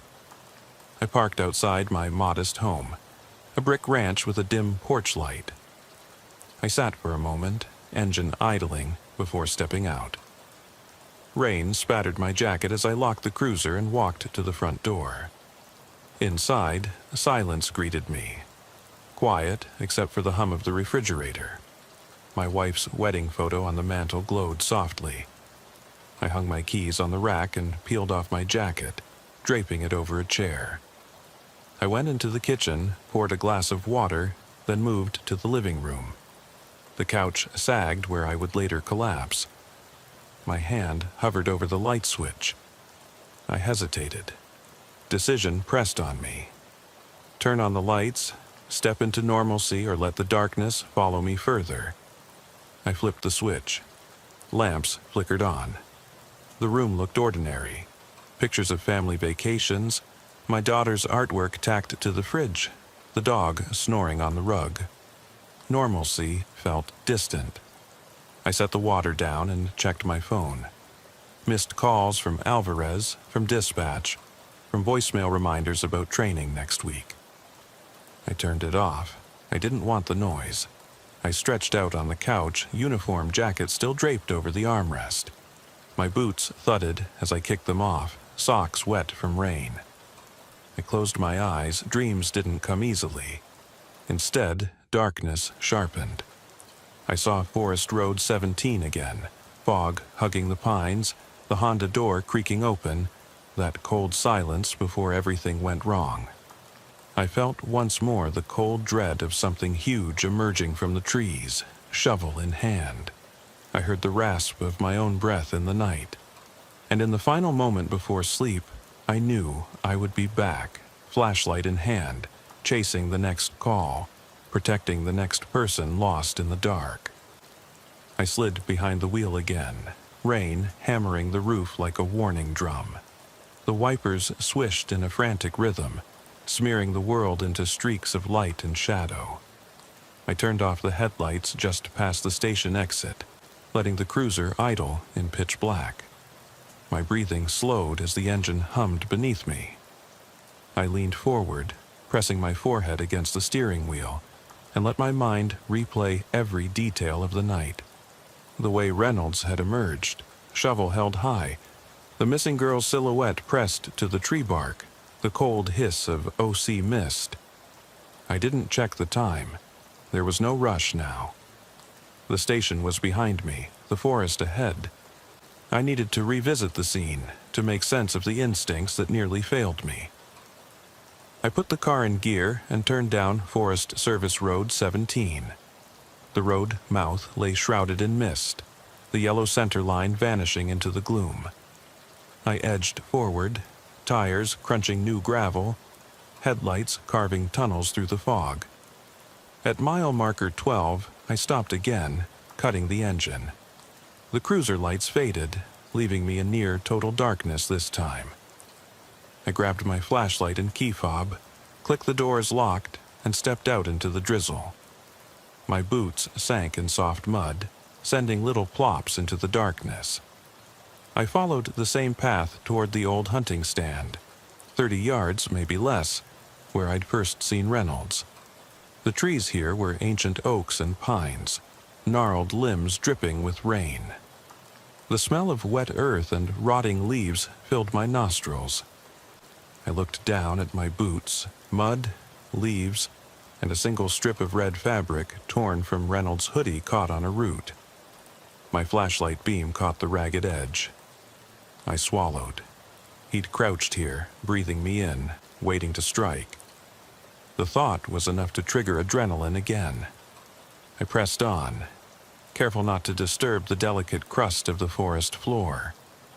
I passed a low pile of brush, broken branches and leaves pushed aside, just as I remembered. I dropped to one knee, ran gloved fingers along the ground. Beneath the needles, I found a small smear of blood, faded to brown. I flicked on the red filter on my flashlight and traced the course of the smear back toward the ditch where the Civic had settled. I rose, shining white light upward. There, etched on the bark of a young maple, were shallow gouges from the shovel edge. I crouched, running my hand over the gouges. They were jagged, primal, as if carved in a flash of rage. The rain washed away the fresh as I watched. Only the deeper cuts remained. I stood and took a slow breath, letting the forest settle around me. The real terror wasn't the violence itself, but the way it had been waiting, like a predator. I clicked off the filter and began walking back toward the car, but something made me pause. A low, rhythmic thump, distant but deliberate. It sounded like a heartbeat in the woods. I swept the beam around. Nothing moved. The thump came again, closer, heavy footfalls on wet leaves. I froze. "Deputy Miller?" I called into the darkness, voice steady though my heart leapt. No answer. The footsteps stopped. I angled the light toward the trees, shining between trunks. I saw nothing, but the hair on my neck stood up. I remembered the missing girl's phone ping, no signal, and recalled that she'd called from a clearing at the creek, not here. How had she ended up deeper? Had she followed a path, or had someone brought her? A shape flickered to my right, a flash of denim, then gone. I spun, flashlight beam cutting a slash through the night. "Dispatch," I whispered into my collar mic, Unit 4 seeing possible movement. "Do you copy?" Static. I pressed again. "Dispatch, please respond." Only static. The forest swallowed the sound before it left me. I breathed out, hand trembling. My brain sought logic, animal, echo, wind, but I'd been wrong before. I clicked the mic off and flicked the flashlight's beam to full power. I scanned the underbrush methodically, left, right, up, down. I passed the spot where I'd uncuffed Reynolds, where his hood had fallen back. Rain had washed most of the blood away, but a few drops lingered in the bark's crevices, glinting like dark jewels. I clicked off the light and put it in my pocket. I needed to trust my instincts now. I tapped my shoulder radio. "Alvarez, it's Miller. I'm out here alone. No signal. I want you to meet me at the Civic in 5. Bring a backup light and check your scanner's battery." "On my way," her voice crackled through. I started back, boots squishing, retracing my steps. The world felt too quiet, as if holding its breath. My mind flashed to Reynolds' hospital scan, tumor mass 5 centimeters across, pressing on emotional centers. I wondered if the forest itself pressed on our psyche, shaping rage and fear until it broke free. I exhaled, the breath hanging in moist air. The path back to the car was barely visible now, rain erasing tracks as fast as I laid them. I almost missed the piece of torn denim snagged on a thorn. I reached out, plucked it free, dark blue, a button still attached. I slipped it into my pocket alongside the strip of red. Evidence? Memory? A reminder that nothing in these woods stayed hidden. At the ditch edge, I saw the Civic, headlights off, door in the same half-open angle. I hesitated, shining my flashlight in. Empty. No sign of the girl or Reynolds. The door's latch clicked softly as the wind moved it. Getting back in felt like stepping into the past. I closed the door gently, then opened it to retrieve a pair of crime scene markers I'd stashed earlier. I placed one at the gouges on the maple, another where the denim caught. I stepped back and looked at the pattern, a triangle of violence marking our battlefield. My phone buzzed, no signal, but a local alert lit the screen. Amber alert, juvenile missing. Male, subject of interest, unknown. My breath caught. The alert hadn't been active when we found her. That meant someone had triggered it after she vanished again. My heart pounded as I imagined her alone in the forest, cold and terrified. I flipped my phone over. I had no way to communicate until dispatch repaired the repeater. I punched my flashlight on again and walked the perimeter, ears straining for sound. A twig snapped to my left. I spun, beam slicing through moss-draped branches. There, at the edge of the light, I saw a figure crouching, a child's silhouette, ragged jacket drenched, eyes reflecting the beam. Relief crashed into me, but then I realized it wasn't her. The face was too wide, the shoulders too broad.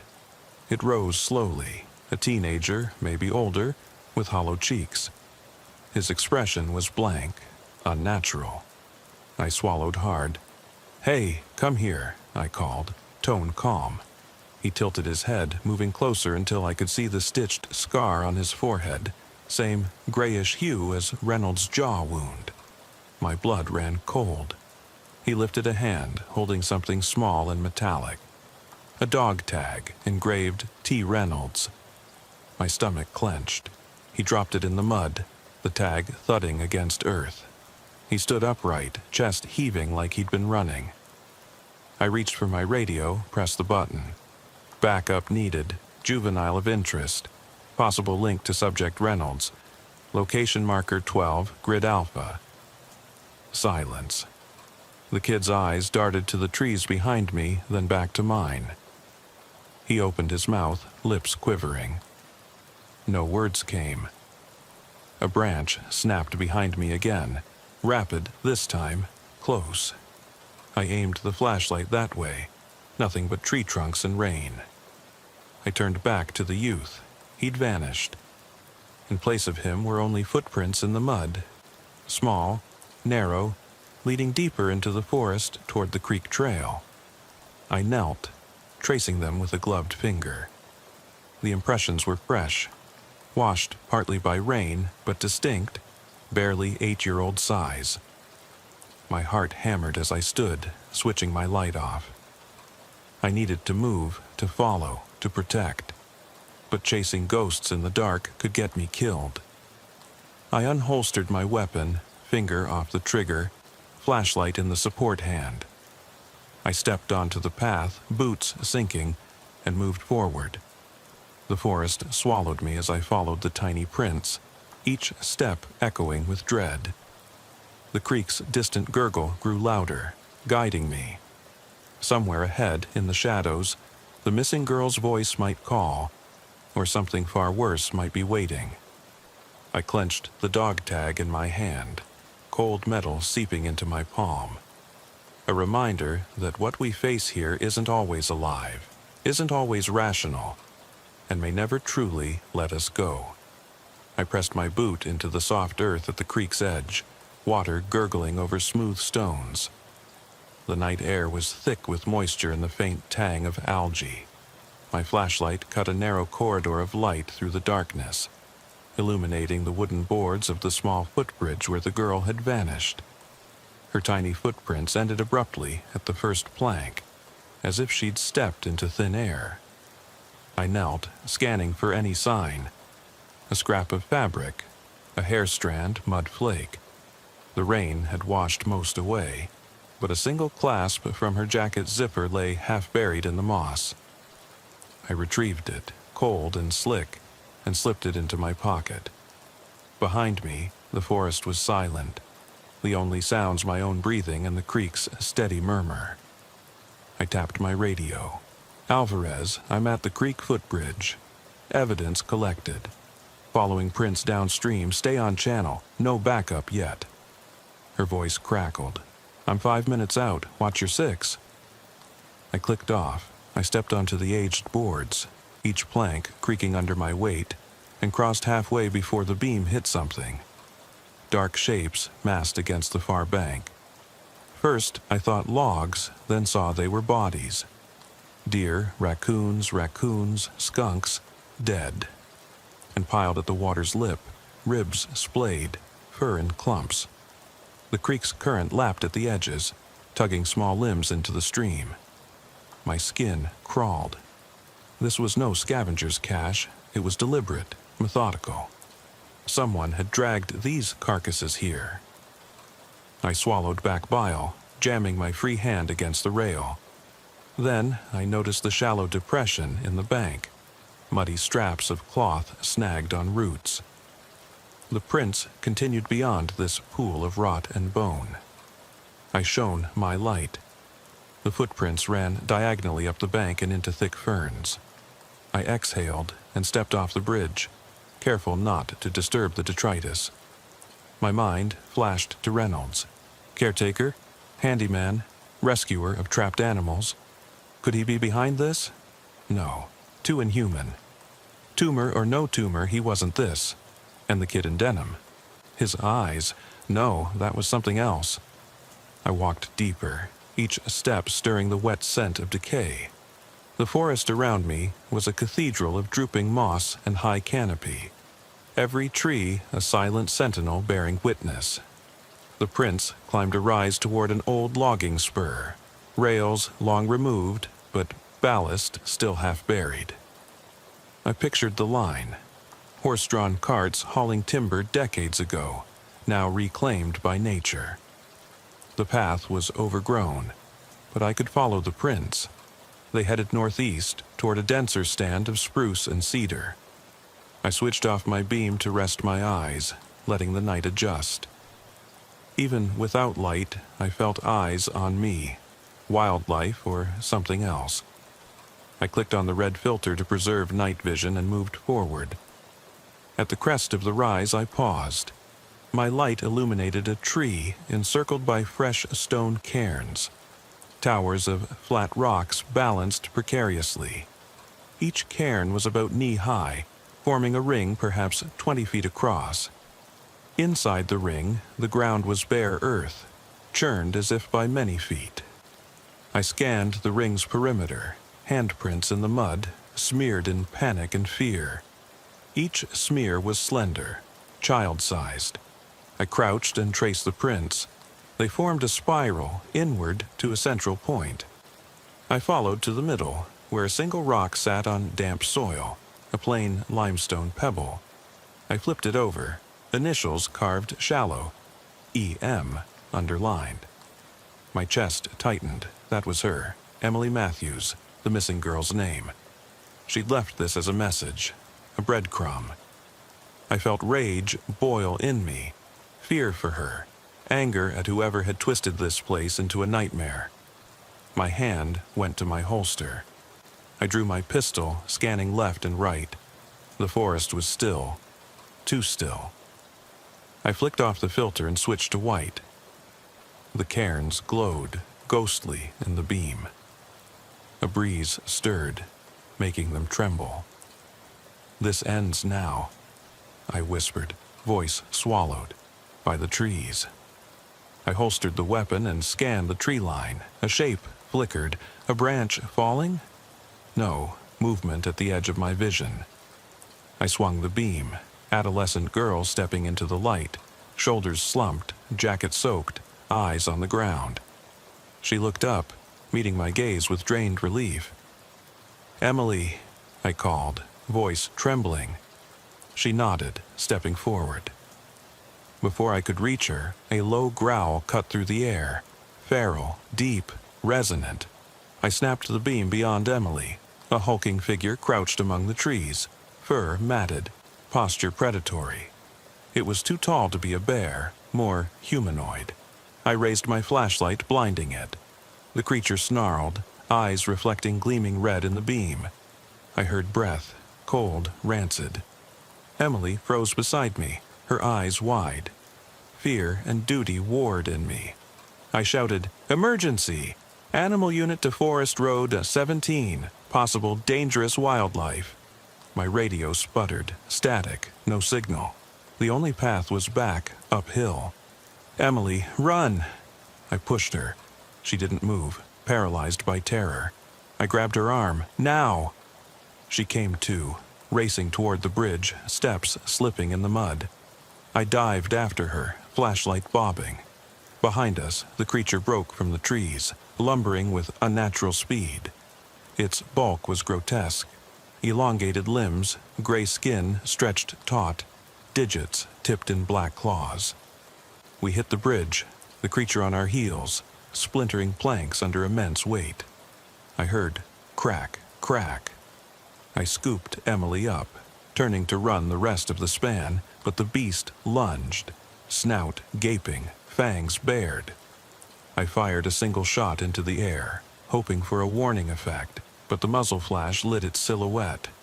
It halted mid-leap, roared, a sound like metal tearing, then leaped again. I fired directly at its chest, sound deafening in the confined space. The beam went dark. Emily screamed. The gun jammed. I'd ejected the mag too hastily. I slammed the slide, it clicked. I turned, backing toward the bank with Emily in my arms. The bridge sagged behind us, planks buckling. Below, the creek churned. I leapt off the edge, smashing into the knee-high water, pain shooting up my legs. I stumbled onto the bank, tripping over stones. Emily slid free, screaming. I pulled her to her feet. Footprints churned behind us, human-sized and animal-sized, chasing. The forest erupted. Branches snapped, leaves rustled. Rain fell harder, washing away tracks. I shook Emily, shouting, "This way," and plunged into the rising underbrush. We clawed through ferns and vines, directionless but away. I heard snarls behind us, close. I ducked under a low limb, feeling it scrape my back. We broke through to the logging spur, rails half exposed. I saw a turnout where my cruiser had been parked. Relief surged. I bolted upright, Emily at my heels. I burst through the trees, only to find the cruiser gone, headlights missing, door panel torn off. The vehicle was gone, vanished as if swallowed by the forest. Behind me, the growl returned, deeper, closer. I spun, pistol aimed, no beast, just fog. Emily cried, "Where is it, officer?" I swallowed, scanning the unseen. The adrenaline flared anew. Missing girl, stolen car, unearthly predator. The forest had revealed its darkest secret and devoured our last refuge. I raised my hand, flashlight trembling, voice firm but hollow. "Stay close," I whispered. "We're not alone." The forest closed in around us like living walls as Emily and I stumbled through the underbrush. My flashlight beam jerked over tangled roots and dripping ferns, carving out narrow tunnels of light that vanished the instant I passed. Rain pounded the canopy above, hammering needles and sending rivulets down my face. Emily's small, frantic footsteps were a whisper beside my boots, breathless and light. "Stay behind me," I hissed, chest tightening. My pistol felt slick in my right hand, the barrel still warm from the shot I'd fired on the bridge. Behind me, the growls had faded, or merged into the storm, but I didn't trust the silence. Every snapped twig, every hush between raindrops sounded like something ready to pounce. We reached the old logging spur where the rails ran half buried beneath decades of leaves. The ground sloped upward toward the road, a steep bank of mud and roots. I hauled Emily forward, gripping her arm and pulling her up. She slipped once, cried out, but I caught her elbow and dragged her upright. We crested the bank and paused on the edge of the gravel road.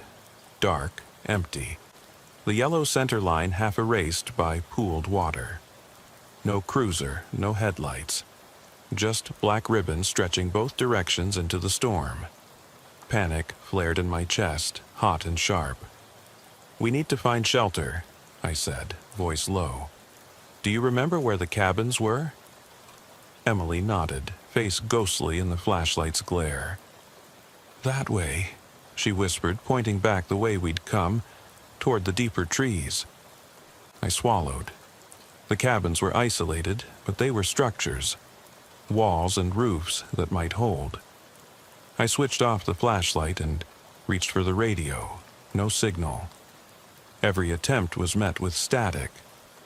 I clipped it back to my vest and led Emily back down the muddy slope. The tracks of our flight were gone already, washed by rain and trudged over by who knew what creature. As we plunged into the forest again, a low rumble rolled through the trees, like distant thunder, but steadier. My skin pricked. That sound had come before, the creature's footfalls. Ferns whipped against my legs as I sprinted, pulling Emily by the wrist. Roots snagged my boot, and I went down with a cry, sliding on slick moss. Emily crashed into my back. We landed together in a spray of leaves. I scrambled up, heart pounding, and flicked on the flashlight. Light caught on something metallic half buried in the mud, the trigger guard of a pistol. My service weapon. I whispered a curse and looked up, branches overhead parting to show a sheet of steel-gray sky, rain streaming through. We were deeper in the forest now, at least 600 yards from the creek. Emily whimpered. I knelt beside her, shining the beam across her face. "Are you hurt?" She shook her head, but sniffled. I jerked up. "Come on." I grabbed her hand and wove through the trees, following a faint path that I'd noticed near the creek. Deer trail, maybe. It led upward, toward a higher ridge. If I could get us above the water, maybe we'd see lights from a road or the cabin's windows. We jogged, branches slapping our faces. The forest floor tilted, rocky outcrops replacing mud. My lungs burned. I kept my eyes on Emily's back, making sure she kept pace. Then I heard it, a soft sob behind me.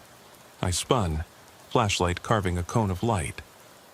Emily had stopped, hovering next to a cluster of rocks. She pointed. On a boulder was scrawled a message in mud. "You can't leave." Underneath, a single handprint, large, adult-sized, smeared. My throat went dry. I wiped the beam across the boulder. Scratches gouged the stone deeper, like claws. The words felt like a verdict, a trap sprung. Emily started to run again. I called after her. "Wait." She skidded to a stop. I crouched beside the boulder, studying the handprint's shape. Long fingers, broad palm. It wasn't human. The claw marks looked too deep. My heart thundered. The creature had been here, watching us climb, mocking us. I closed my eyes for a second and focused. We had to keep moving. I looked at Emily, voice firm. "Let's go, now." I grabbed her hand and pulled her up the ridge. The path leveled at the top, opening onto a small clearing that I recognized, the foundation of an old foreman's shack. walls long fallen, only stone hearth and a few charred beams remaining. Inside, the hearth was a circle of stones. Inside it, ash and splintered wood. Fresh footprints led into the hearth, then out into the darkness beyond. I pressed my back against the crumbling hearth and held Emily close. Thunder boomed overhead. Raindrops thudded against the rocks. My flashlight beam swept the perimeter. Nothing but dark silhouettes of trees. I heard the snap of a branch to our right. Close. I raised the pistol, heart pounding in my throat. The beam found nothing. Only mist and shadow. But I felt eyes on us. Emily whimpered, head against my chest. I lowered the light to her, trying to reassure her. But then I realized the hearth's stones formed another ring. Tighter, newer. Someone had built it recently. Inside, charred sticks lay arranged like a ritual. My stomach lurched. This wasn't a hunting blind, it was a ceremonial site. Rain washed over us. I knelt and picked up one of the sticks, a piece of cedar, charred black at one end. I sniffed, smoke, wood, something sweet and unnatural. I realized, with a cold shock, this was a marker, like Reynolds' cairns, like Emily's initials carved in rock. Someone was guiding us, drawing us deeper. A low growl echoed closer. I yanked Emily behind the hearth stones, pressing her to the ground. I trained the flashlight on the entrance to the clearing. No movement, until a shape slithered behind a tree trunk. Tall, gangly, limbs long and spindly. Its head tilted at an impossible angle, eyes glowing orange. It clung to the trunk as if fused. My pistol felt weightless. I pressed it to the creature's chest as it stepped into view, the hairs on its arms bristling. It cackled, a gurgling bark that reverberated in my bones. Emily gasped behind me. I fired once, hitting it in the shoulder.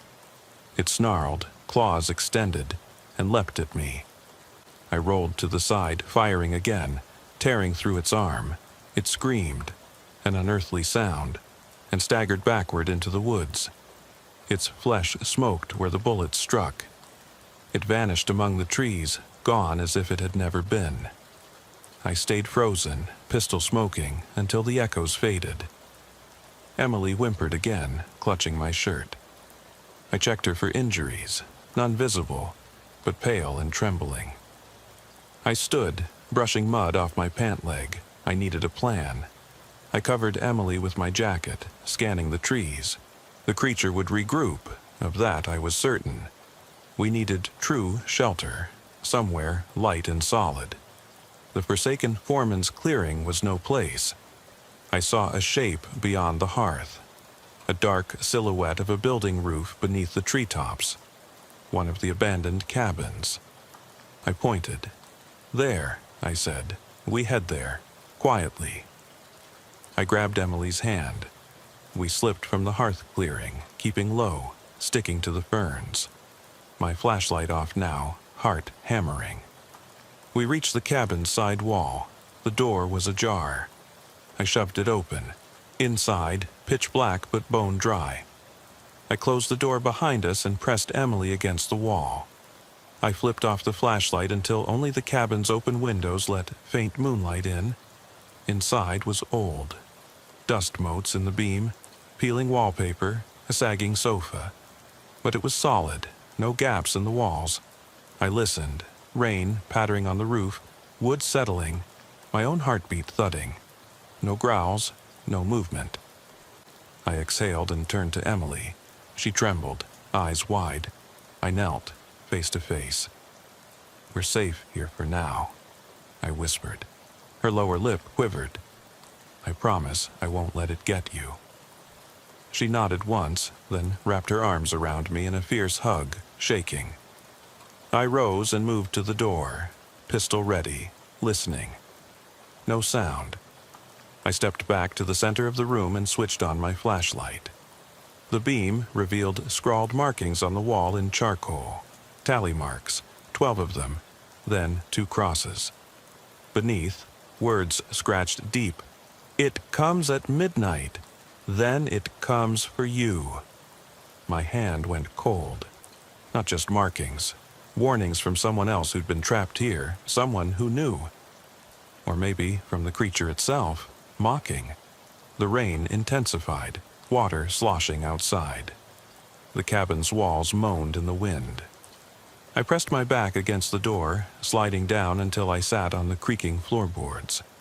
Emily curled into my lap. I hugged her tightly. Minutes passed. The storm raged. I watched the windows. Then, at exactly midnight, my watch face glowed faintly. The power flickered. Lightning flashed outside, revealing a shadowy figure standing just beyond the window, its head craning at a grotesque angle. Long arms draped around the frame, claws curled over the wood.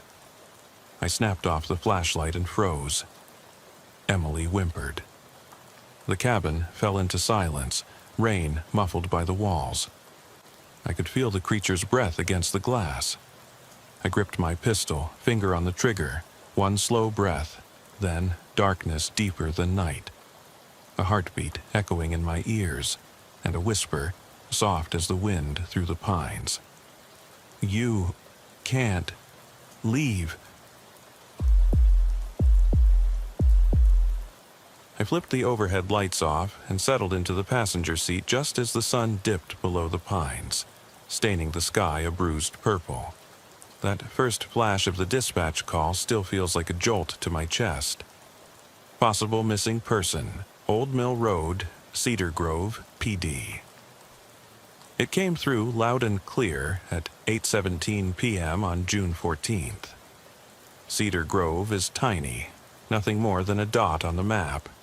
But when you're the only unit out that late, it's easy to feel like the last line of defense between civilization and whatever waits in those trees.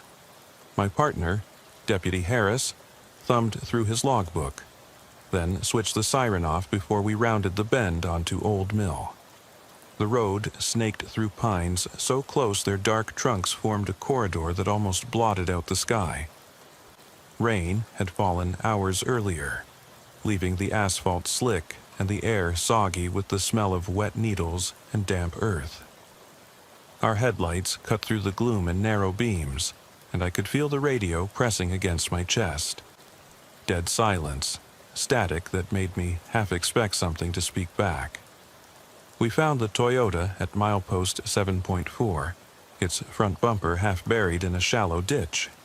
Paint streaked with mud, windows fogged from inside. The passenger door hung ajar, swinging in the breeze. No interior lights, no engine noise. Just that low hum in my bones that tells me something's wrong. I killed the engine, and the world settled into a hush so complete, I swear, I could hear the earth breathing. Harris stepped out first. I felt the gravel crunch under his boots and watched as his flashlight beam danced across the windshield. "Empty," he called softly. His voice carried more tension than surprise. We both knew that empty didn't mean safe. I eased my door open, the chill night air hitting me like a punch. My pulse kicked up. I should have been tired, but my senses sharpened the moment I hit the ground. The damp air hit my throat and nose with the scent of oil and old brake fluid. Inside the car, I found a half-opened bottle of water on the console and a child's stuffed raccoon tucked under the driver's seat. Its one plastic eye stared back, glossy and accusing.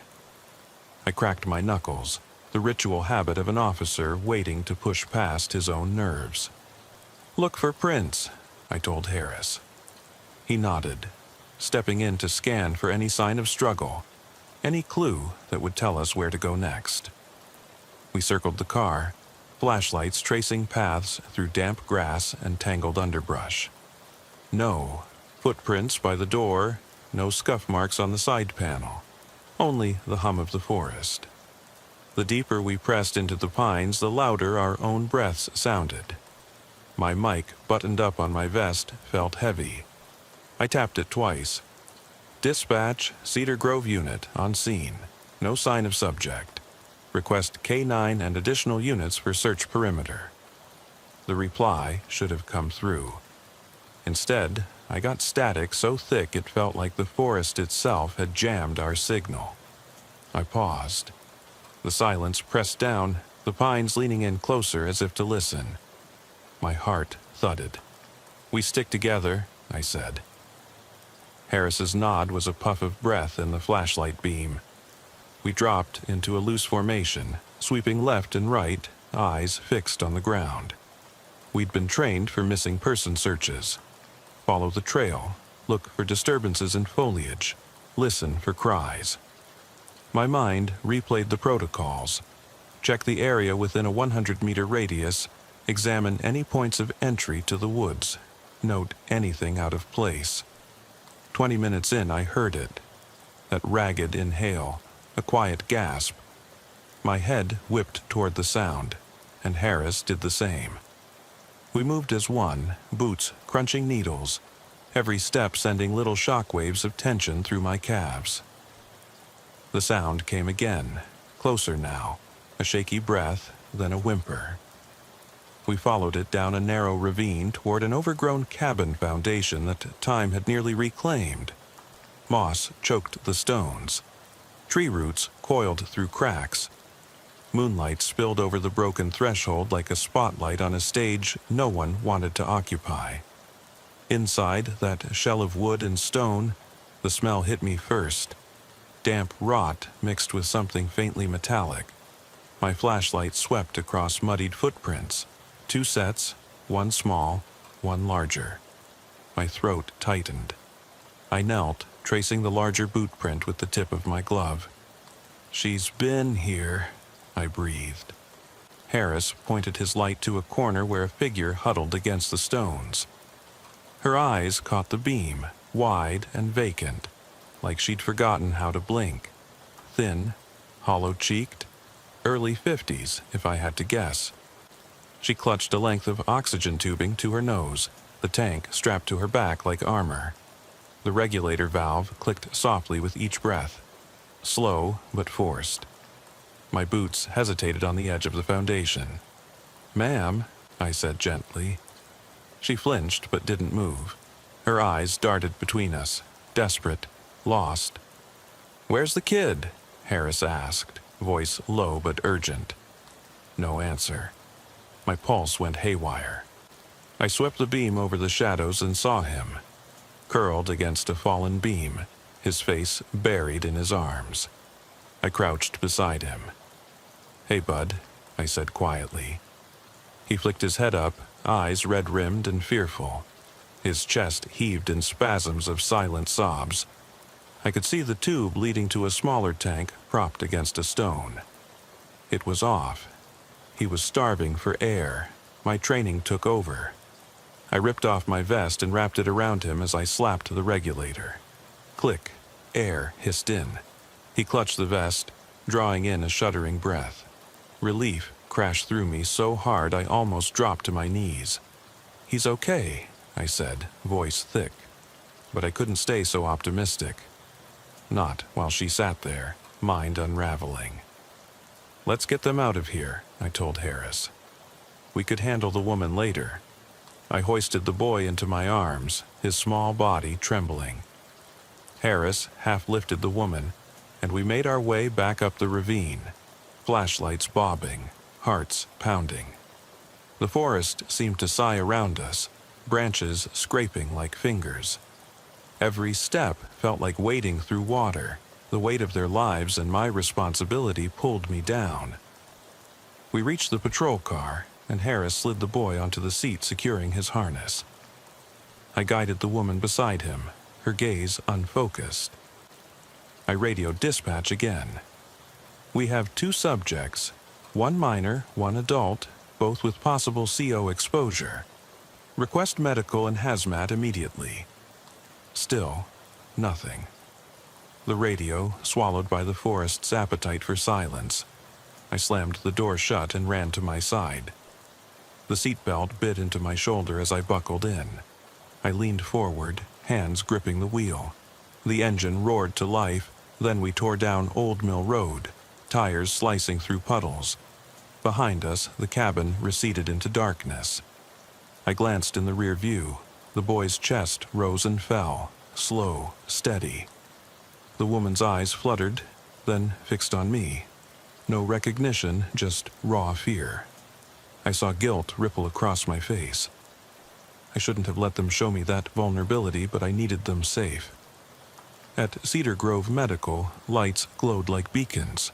We burst in, hospital staff rushing out to meet us. The boy was taken straight into pediatrics, the woman into psychiatric evaluation. I watched them go, a knot in my gut tighter than any tire iron could twist. Hazmat arrived moments later. White suits, fans humming as they taped off the cabin site. They found the old water heater, corroded lines leaking carbon monoxide into the foundation's enclosed space, enough to rob her brain of oxygen over time. But the kid's constant flow of medical air had kept him alive. Without that tube, he'd have been just as gone. I stayed until both were officially in care. Then I slipped outside under a pale moon, the night air cold and clear. I forced my lungs to fill and empty. I should have felt relief, but instead I felt hollow. I looked back at the hospital windows, glowing rectangles of warmth. I prayed she'd recover her mind, that the boy would find some consistency in foster care, that we hadn't broken them beyond repair. When I started the patrol car to head home, I noticed Old Mill Road in the rear view, disappearing into the forest like a dark promise. The trees whispered behind me as I pulled away, and I realized that out here, even silence can kill. Tonight, we saved them. But I'll never shake the memory of that quiet cabin, the hiss of gas that stole a woman's mind and almost claimed a child's life.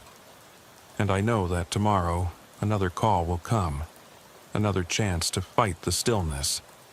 And maybe, just maybe, to save someone else before it's too late. The road back to the station was empty, but for the echo of my own thoughts. I sat behind the wheel in the dim glow of the dashboard, waiting for Harris to climb in beside me. He paused at the patrol car door, flashlight in one hand, radio handset dangling from the other, sweat tracing lines down his forehead. I filed the initial report, he said quietly, sliding into the seat. Dispatch finally acknowledged our last transmission. He glanced at me, eyes tight. They were worried about the radio silence. Said command was half expecting a 10:33 from us. I exhaled, pressing my temple against the steering wheel. The siren switch clicked under my palm, silent mercy for the night. Good, I muttered. Let them worry. My voice was raw, as though stripped by the heat of the call. I eased the car into drive, rolling toward Cedar Grove PD. As we neared the station, the orange yard lights cast long shadows of chain-link fence onto the pavement. I flicked on the overheads, and the vehicles in the bay glinted like polished armor. Harris killed the lights and followed me inside. In the briefing room, Chief Donovan was waiting, his silhouette rigid in the doorway, arms crossed. "Glad you're back," he said without greeting. His tone was flat, too neutral, like he'd already run through every scenario in his head. He studied us both as we took seats. I peeled off my coat and set it on the table. Harris opened his logbook to the right page. "So," Donovan said, folding his hands on the table. "What happened out there?" I looked at Harris, then back to the chief. The words that came out sounded hollow, rehearsed. Missing person call, abandoned vehicle, small cabin, carbon monoxide leak, female in crisis, minor in need of care. The chief's expression didn't change. He took a breath. "That's unusual. CO in a cabin without power. You lads jumped a lot of hoops under pressure. Good work saving them." He paused, steepling his fingers. "But I have questions. I run 3 logs in my head when a situation goes sideways. First, deviations from protocol. Second, chain of custody. Third, aftermath management. Let's start with deviations. I leaned back, crossing my arms. We followed the missing person SOP. We called for K9, backup, medical, hazmat. All responded after we evacuated the subjects. Harris nodded, voice low. We stuck to the book. Donovan studied us. Then he frowned. Your primary comms were down for 20 minutes. No sign of interference on the repeaters. You both initiated handheld backup, then ran radio silence. That sucks in a rural call. Lots can go wrong. Why didn't you switch to low band and hail the county? Harris swallowed. By the time we realized the repeaters were down, we were already 10 minutes into the woods. We had the victims. Priority shifted to extraction. I caught Donovan's gaze. Chief, I trust the protocols, but lives were at stake. With that kid's tube off, every second counted. I felt it. The weight of the room bearing down, like the forest pressing on our radios. He nodded slowly. I get that, but we can't excuse failures because of urgency. We adapt protocols under pressure, but we document deviations. No documentation here. I didn't argue. I cleared my throat. I'll file the after-action report, include every step, every screw-up. Donovan tapped the table. Good, now, chain of custody.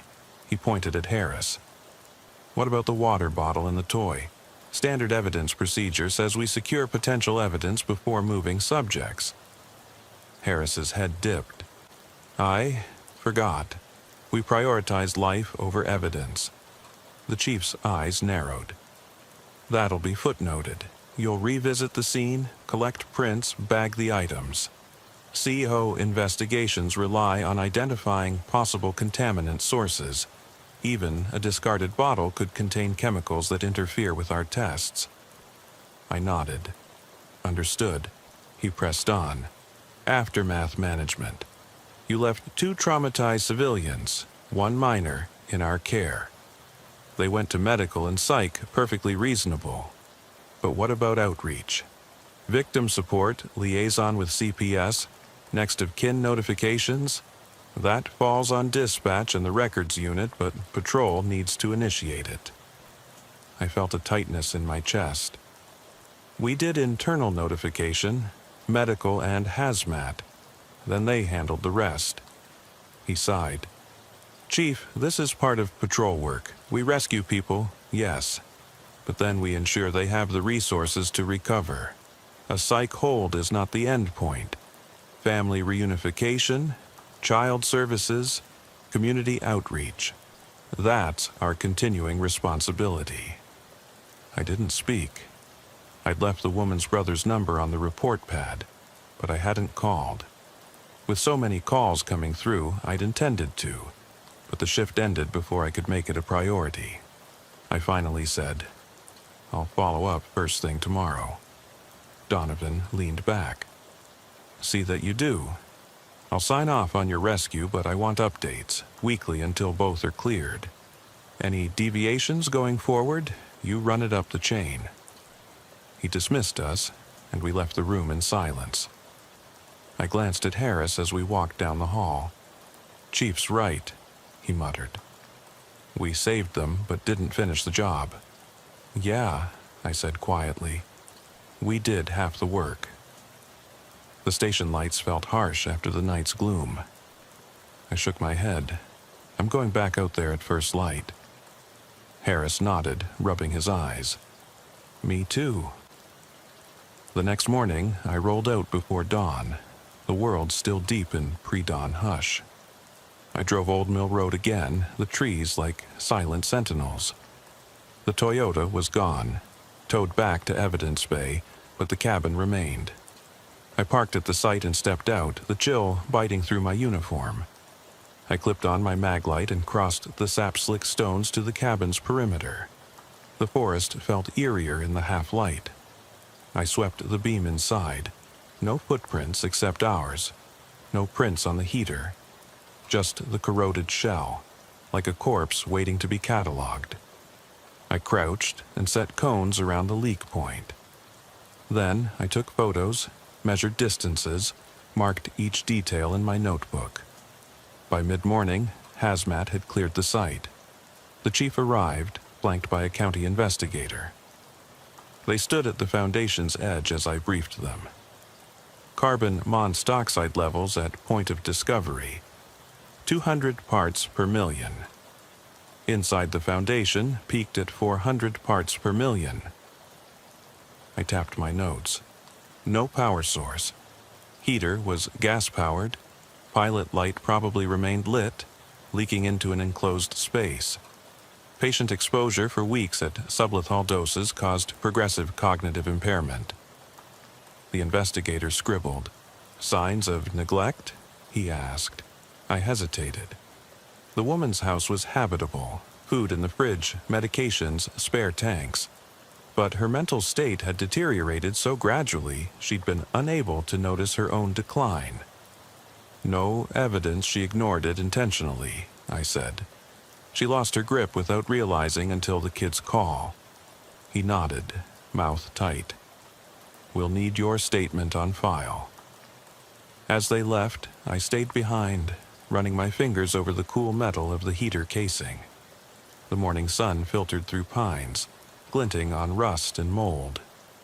I inhaled, feeling the phantom sting of CO in my lungs. That afternoon, I drove to the hospital. The boy stared at me from behind plastic walls, tubes, monitors, sterile lights. He recognized me, brows knitting in confusion. I waved, his face softened, relief and fear mingling. An aide approached and said he'd been cleared for discharge later that week. He'd be going to a foster home outside Cedar Grove, where someone would watch him 24/7. My chest tightened at the thought. I'd made the calls, CPS, the aunt who'd cared for him before. But every bureaucratic step felt like another mile away from that night's urgency. The woman was still in psych care. I asked the social worker about her status. She was stable, recovering from CO effects, but prognosis for her memory was guarded. She'd suffer deficits, lost hours, days, maybe weeks. They were waiting on neuropsych evaluations. I left the hospital as the sun dipped below the horizon again, the world half between light and night. The radio crackled with routine calls. Domestic disturbances, stray dogs, traffic stops. I patched through, mind somewhere back in that cabin. When I got home, I couldn't sleep. I lay in bed, listening to the ceiling fan whirl. Every creak and sigh sounded like the cabin breathing under the weight of that heater's poison. I rolled onto my side, stared at the wall. I'd been a beat cop for 15 years, held down high-stress jobs, filled out more reports than I cared to count. But this, seeing that woman's mind slip away drip by drip, that was different. At 3:17 a.m., I sat up and grabbed my notebook. I scribbled details. Dispatch timeline, shift handover, protocol deviations, follow-up tasks. I wrote until the words blurred, until the shapes on the page melted into one long confession. The next morning, I filed the addendum. Documented every step, my failures, my successes, my plans. I requested assignment to the Victim Liaison Unit for the woman's case. They approved. Weeks passed. I visited the foster home once.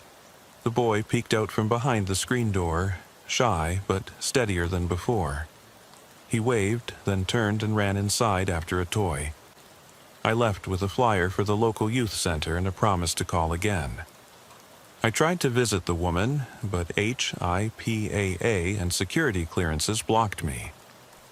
I left a card with the psych ward. No response yet. The forest still calls me back. Old Mill Road beckons at the edge of every dispatch scan.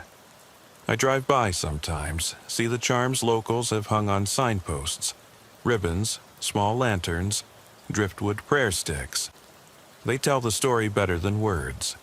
a community haunted by what nearly went wrong. I know I did right, but I know I left too many steps undone. The weight of that cabin's secret lingers in my chest, a hollow I fill each morning with coffee and careful excuses. Tomorrow night I'll be on patrol again, radio in hand, flashlight charged. I'll answer the next call for help, and I'll remember, silence can kill slower than a bullet, and out here every shadow holds a threat you can't see until you're breathing it in. I ease the patrol car back onto Old Mill Road just as the last glow of sunset drained from the sky. The dashboard clock read 19:03, and a low fog curled between the pines. I wasn't on an active call, just doing what I'd promised, following up, making sure no loose ends remained. But as the road stretched out before me, each headlight beam cut into that mist like a searchlight, pulling me back into that night. I reached the cabin site first. The foundation stones were cold to the touch, and the cones hazmat left still ringed the spot where the old heater had stood. I clicked on my mag light and swept its beam across the leaf-littered floor, my footprints, Harris's, the faint scuff marks of our hasty exit. Beyond them, only shadow. I crouched and ran gloved fingers along the stone edge, feeling the rough texture of lichen and moss, recalling the way that gas smell had slicked my sinuses. Carefully, I removed the cones and snapped photos from multiple angles, each rust-stained crack, every leaf swirling in the breeze. In my notebook, I jotted coordinates, weather conditions, 57 degrees Fahrenheit, 85% humidity, no wind, the heater serial number from the hazmat report.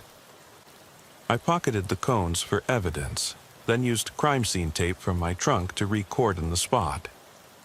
This time, chain of custody tags hung on each marker.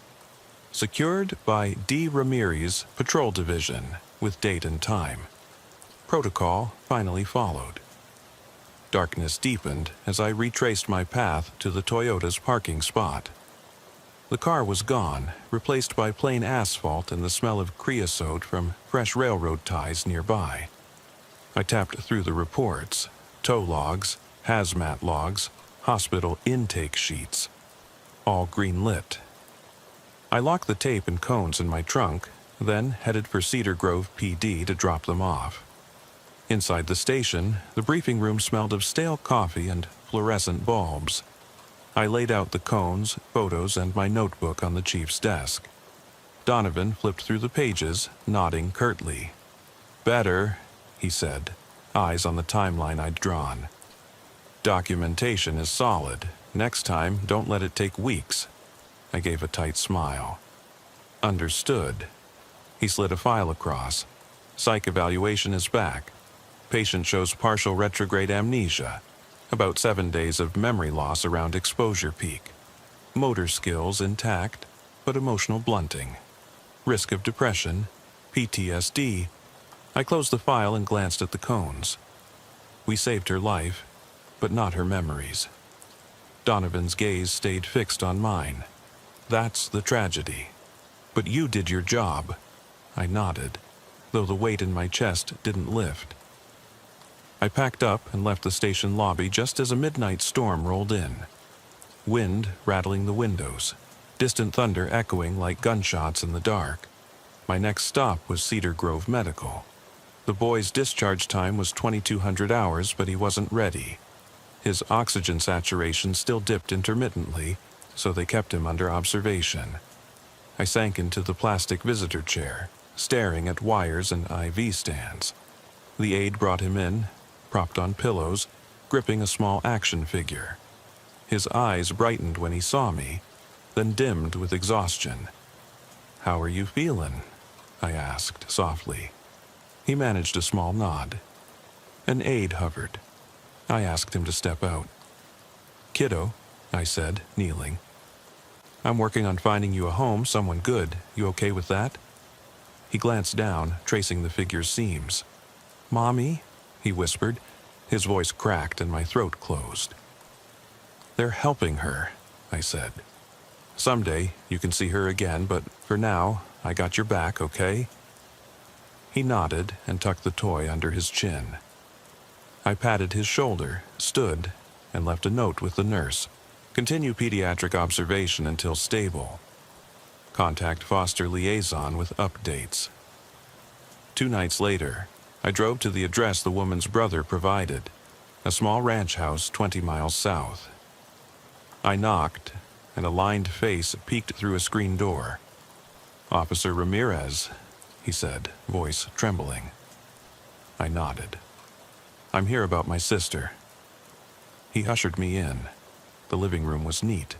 Framed family photos, a loaned wheelchair parked by the couch. "She's been here 2 days," he said. "The hospital dropped her off. She doesn't remember much." "She'll need support," I said. I filed for social services to set up in-home visits. Nurse, counselor, safety checks. He sank onto the couch, head in hands. "Thank you. I don't know how to help her. She used to light up around Christmas. Funny enough, she hung those lights up last week." I looked at the garland strung across the mantel. Battery-powered bulbs shaped like pine cones, blinking softly. "Let's get you both through the holidays," I said. He managed a grateful smile. I left with his contact info and a list of community resources: grief support, memory care groups, emergency helplines. On my way out, I saw a single pine cone light flicker, then wink out, leaving the room in dark solace. At dawn, I stood by my patrol car with Harris, coffee in hand. The sky bled pink behind the pines. He took a sip, exhaling steam. "How are you holding up?" I shrugged. "Better than when we left them. But I keep seeing that cabin, hearing the hissing of gas." He nodded. "Me too. Feels like we brought a monster out of the walls." I lit a smoke and inhaled. "Tonight, we'll run the usual beat, but I'm volunteering serious overtime, helping that brother set up cameras, checking on the foster home, patrolling Old Mill until the lights come back on." Harris cracked his knuckles. "I'll join you." We slammed the car doors and rolled out, twin headlights piercing the forest as we headed back to Cedar Grove. Each mile marker felt like a promise: vigilance, follow-through, never letting the hush of those pines catch another soul unawares. By week's end, I'd visited the foster home twice, the brother once, and handed out safety flyers along Old Mill Road.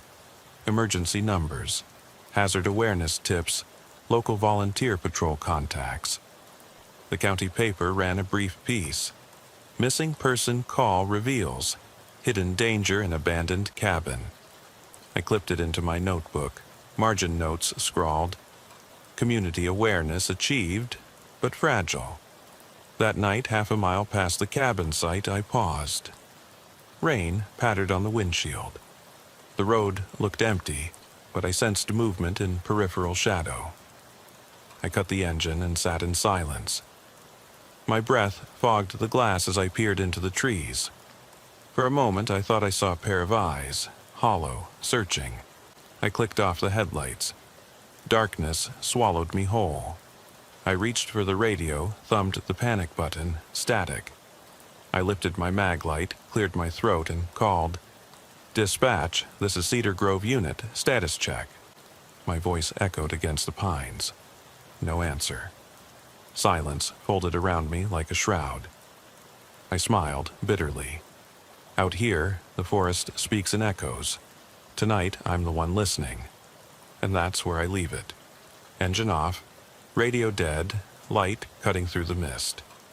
Because some threats don't announce themselves with a scream. They sit in the hush, waiting. And all you can do is stay awake, keep shining your light, and hope you're not next. I eased out of the parking lot before dawn broke, letting the engine idle so the heater could chase off the night's chill.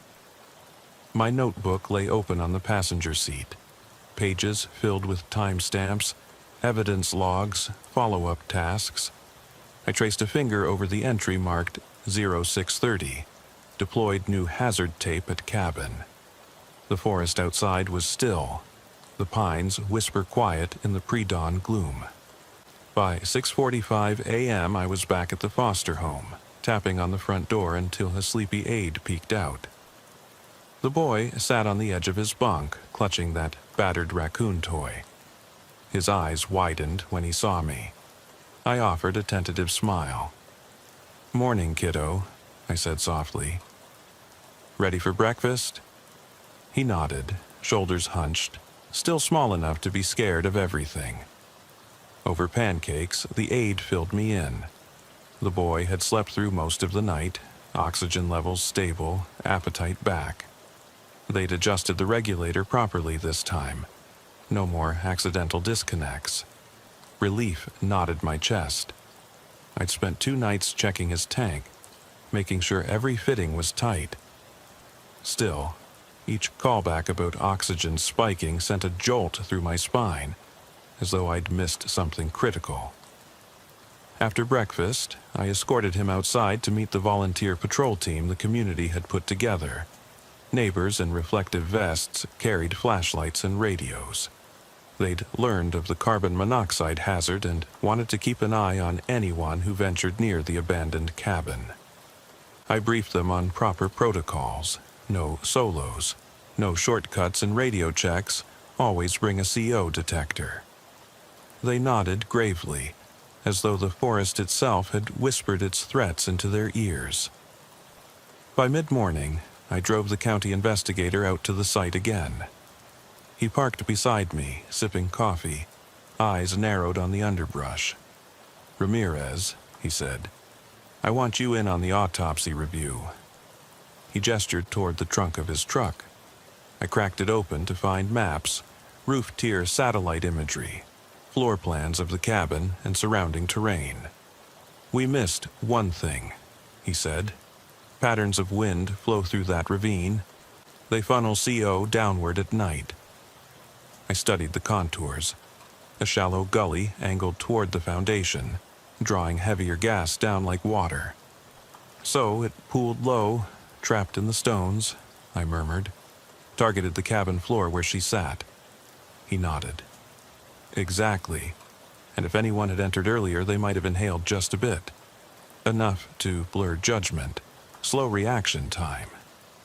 I thought of the woman's panicked movements, her vacant stare. Every nuance fell into place. We trekked into the ravine, scanning the gullies with a handheld detector. The needle climbed to 50 ppm in spots where morning dew pooled. Enough to cause headaches, forgetfulness, slow mental erosion. We mapped it all, dragging ribbon tape to mark danger zones. By noon, the county had posted warning signs, and a tech team moved in to blast ventilate the foundation. I left the investigator to oversee the technical work and drove toward the woman's brother's ranch once more. The day was bright now, sunlight dancing through new pine needles, birds calling like they'd never heard of poison or panic. I felt guilty for the contrast. Outside, life carried on. Inside that cabin, death whispered just below consciousness. The brother answered the door with weariness etched in his eyes. "Officer," he greeted, motioning me inside. I handed him another list. Mental health resources, support group contacts, veteran caregiver networks. He clutched the sheet like a lifeline. "I'm reaching out to neighbors," he said. "Planning a rider patrol at night. Want to make sure she doesn't wander." I nodded. "Might be good to get motion sensor lights around the perimeter, too. Something that trips a spotlight when she moves." His face lit briefly. "I can do that." Inside, the house smelled of pine cleaner and fresh laundry. A string of tiny lanterns flickered on a mantel. He explained. "They shut the Christmas lights off on the cabin. This is the only light she recognizes." I lifted a small lantern. Its battery pack rattled. Keep these on a timer," I said. "Even when she sleeps, they'll come on and help orient her." He thanked me, wrists bent from worry. I gathered my things and stepped into the bright afternoon. I passed the tack shed where his horses munched hay, unbothered by human tragedies. I remembered how the boy had clung to me, how the woman's stare had haunted me. These people, vulnerable, fragile, depended on me to keep the forest's hush from closing over them again.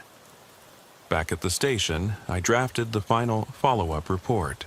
I outlined every action, site remediation, foster care checks, family outreach, community patrols. The chief signed off late that evening, and for a moment I felt a weight lift. But then I saw the notation: continue monitoring until full cognitive recovery confirmed. I closed the file and stared at the ceiling of my office, fluorescence buzzing overhead. The silence felt too loud. I rose, gathered my coat and radio, and headed out for one last patrol. Night had fallen when I rolled onto Old Mill Road. Fog hugged the pavement. Tree shadows reached across my headlights. I traced the line where the hazard tape once fluttered. My breath caught in my throat. I clicked on a handheld CO detector, ready, like always, and stepped out onto the cold asphalt. The forest stood sentinel all around. I clicked my light on. In the beam, I thought I saw a figure step from behind a tree, a woman, gaunt, eyes vacant, clutching an oxygen tube. Then she vanished, dissolve into mist. My heart thundered. I raised the detector, 0.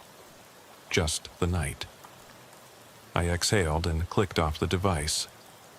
Slipped back into the car and closed the door, sealing the loneliness inside. As the engine purred to life, I realized the hush of those pines would never truly let go. I drove on, radio crackling with banalities. Stolen mail, a stray cat, a fender bender at the crossroads. I listened, tapped the mic, responded. The world moved forward. But out here, in the stretch of road where hazards lurk in silent pools of air, vigilance never ends. Tonight, I carry that burden willingly, because the forest remembers, and if I sleep, someone else might wake up trapped in its slow unspooling death. And I'll be there to listen for the breath, the whimper, the soft click of a regulator racing headlong into the dark. Please God, may I never be too late. I eased the patrol car onto the shoulder and killed. The engine, the hiss of idling exhaust, fading into the soft percussion of raindrops tapping the roof. A storm had rolled in just past midnight, sheets of rain lashing Old Mill Road in a blind roar, and lightning forks split the pines in brilliant white arcs. I leaned forward, hand on the radio mic, listening for the slightest hint of dispatch traffic. But at 0214 hours, all was silent. My breath came in shallow gusts, fogging the glass. I closed my eyes for a moment, imagining the way that cabin must look now. Waterlogged foundation stones slick with moss, the gully running like a shallow stream beside it.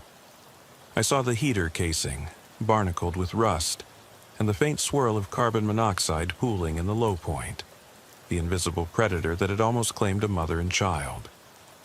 Lightning blared again, and I snapped my head toward the sound of footsteps on gravel.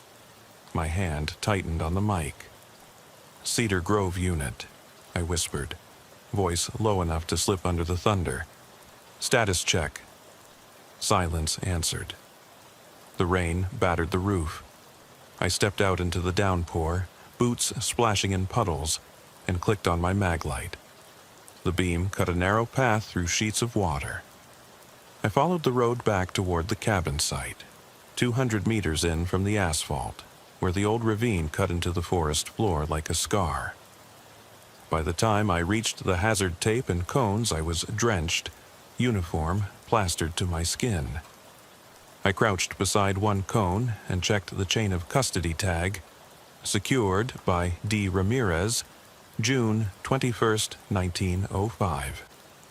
I tapped my glove against it. Protocol demanded I remove the tape only with a supervisor present, but lightning crackled overhead, and I felt a compulsive need to see if the danger remained. I unwrapped the yellow tape and pushed the cones aside, leaving them scattered in the mud. The ravine's murmur rose in my ears, water gurgling through roots, wind sighing through needles. I swept the beam of my light across the cabin's stone foundation. Shadows lurked in every crack. I scanned the ground for footprints. Only my own and Harris's prints from earlier in the week, now half erased by rain. I felt a familiar knot twist in my gut as I neared the heater's original location. Water pooled there, reflecting the maglite beam like a shattered mirror. I swept my light side to side, heart pounding. The air smelled of wet dirt and fresh oxygen, no metallic tang. I drew in a deep breath. The CO detector clipped to my belt remained silent. I clicked it on. 0.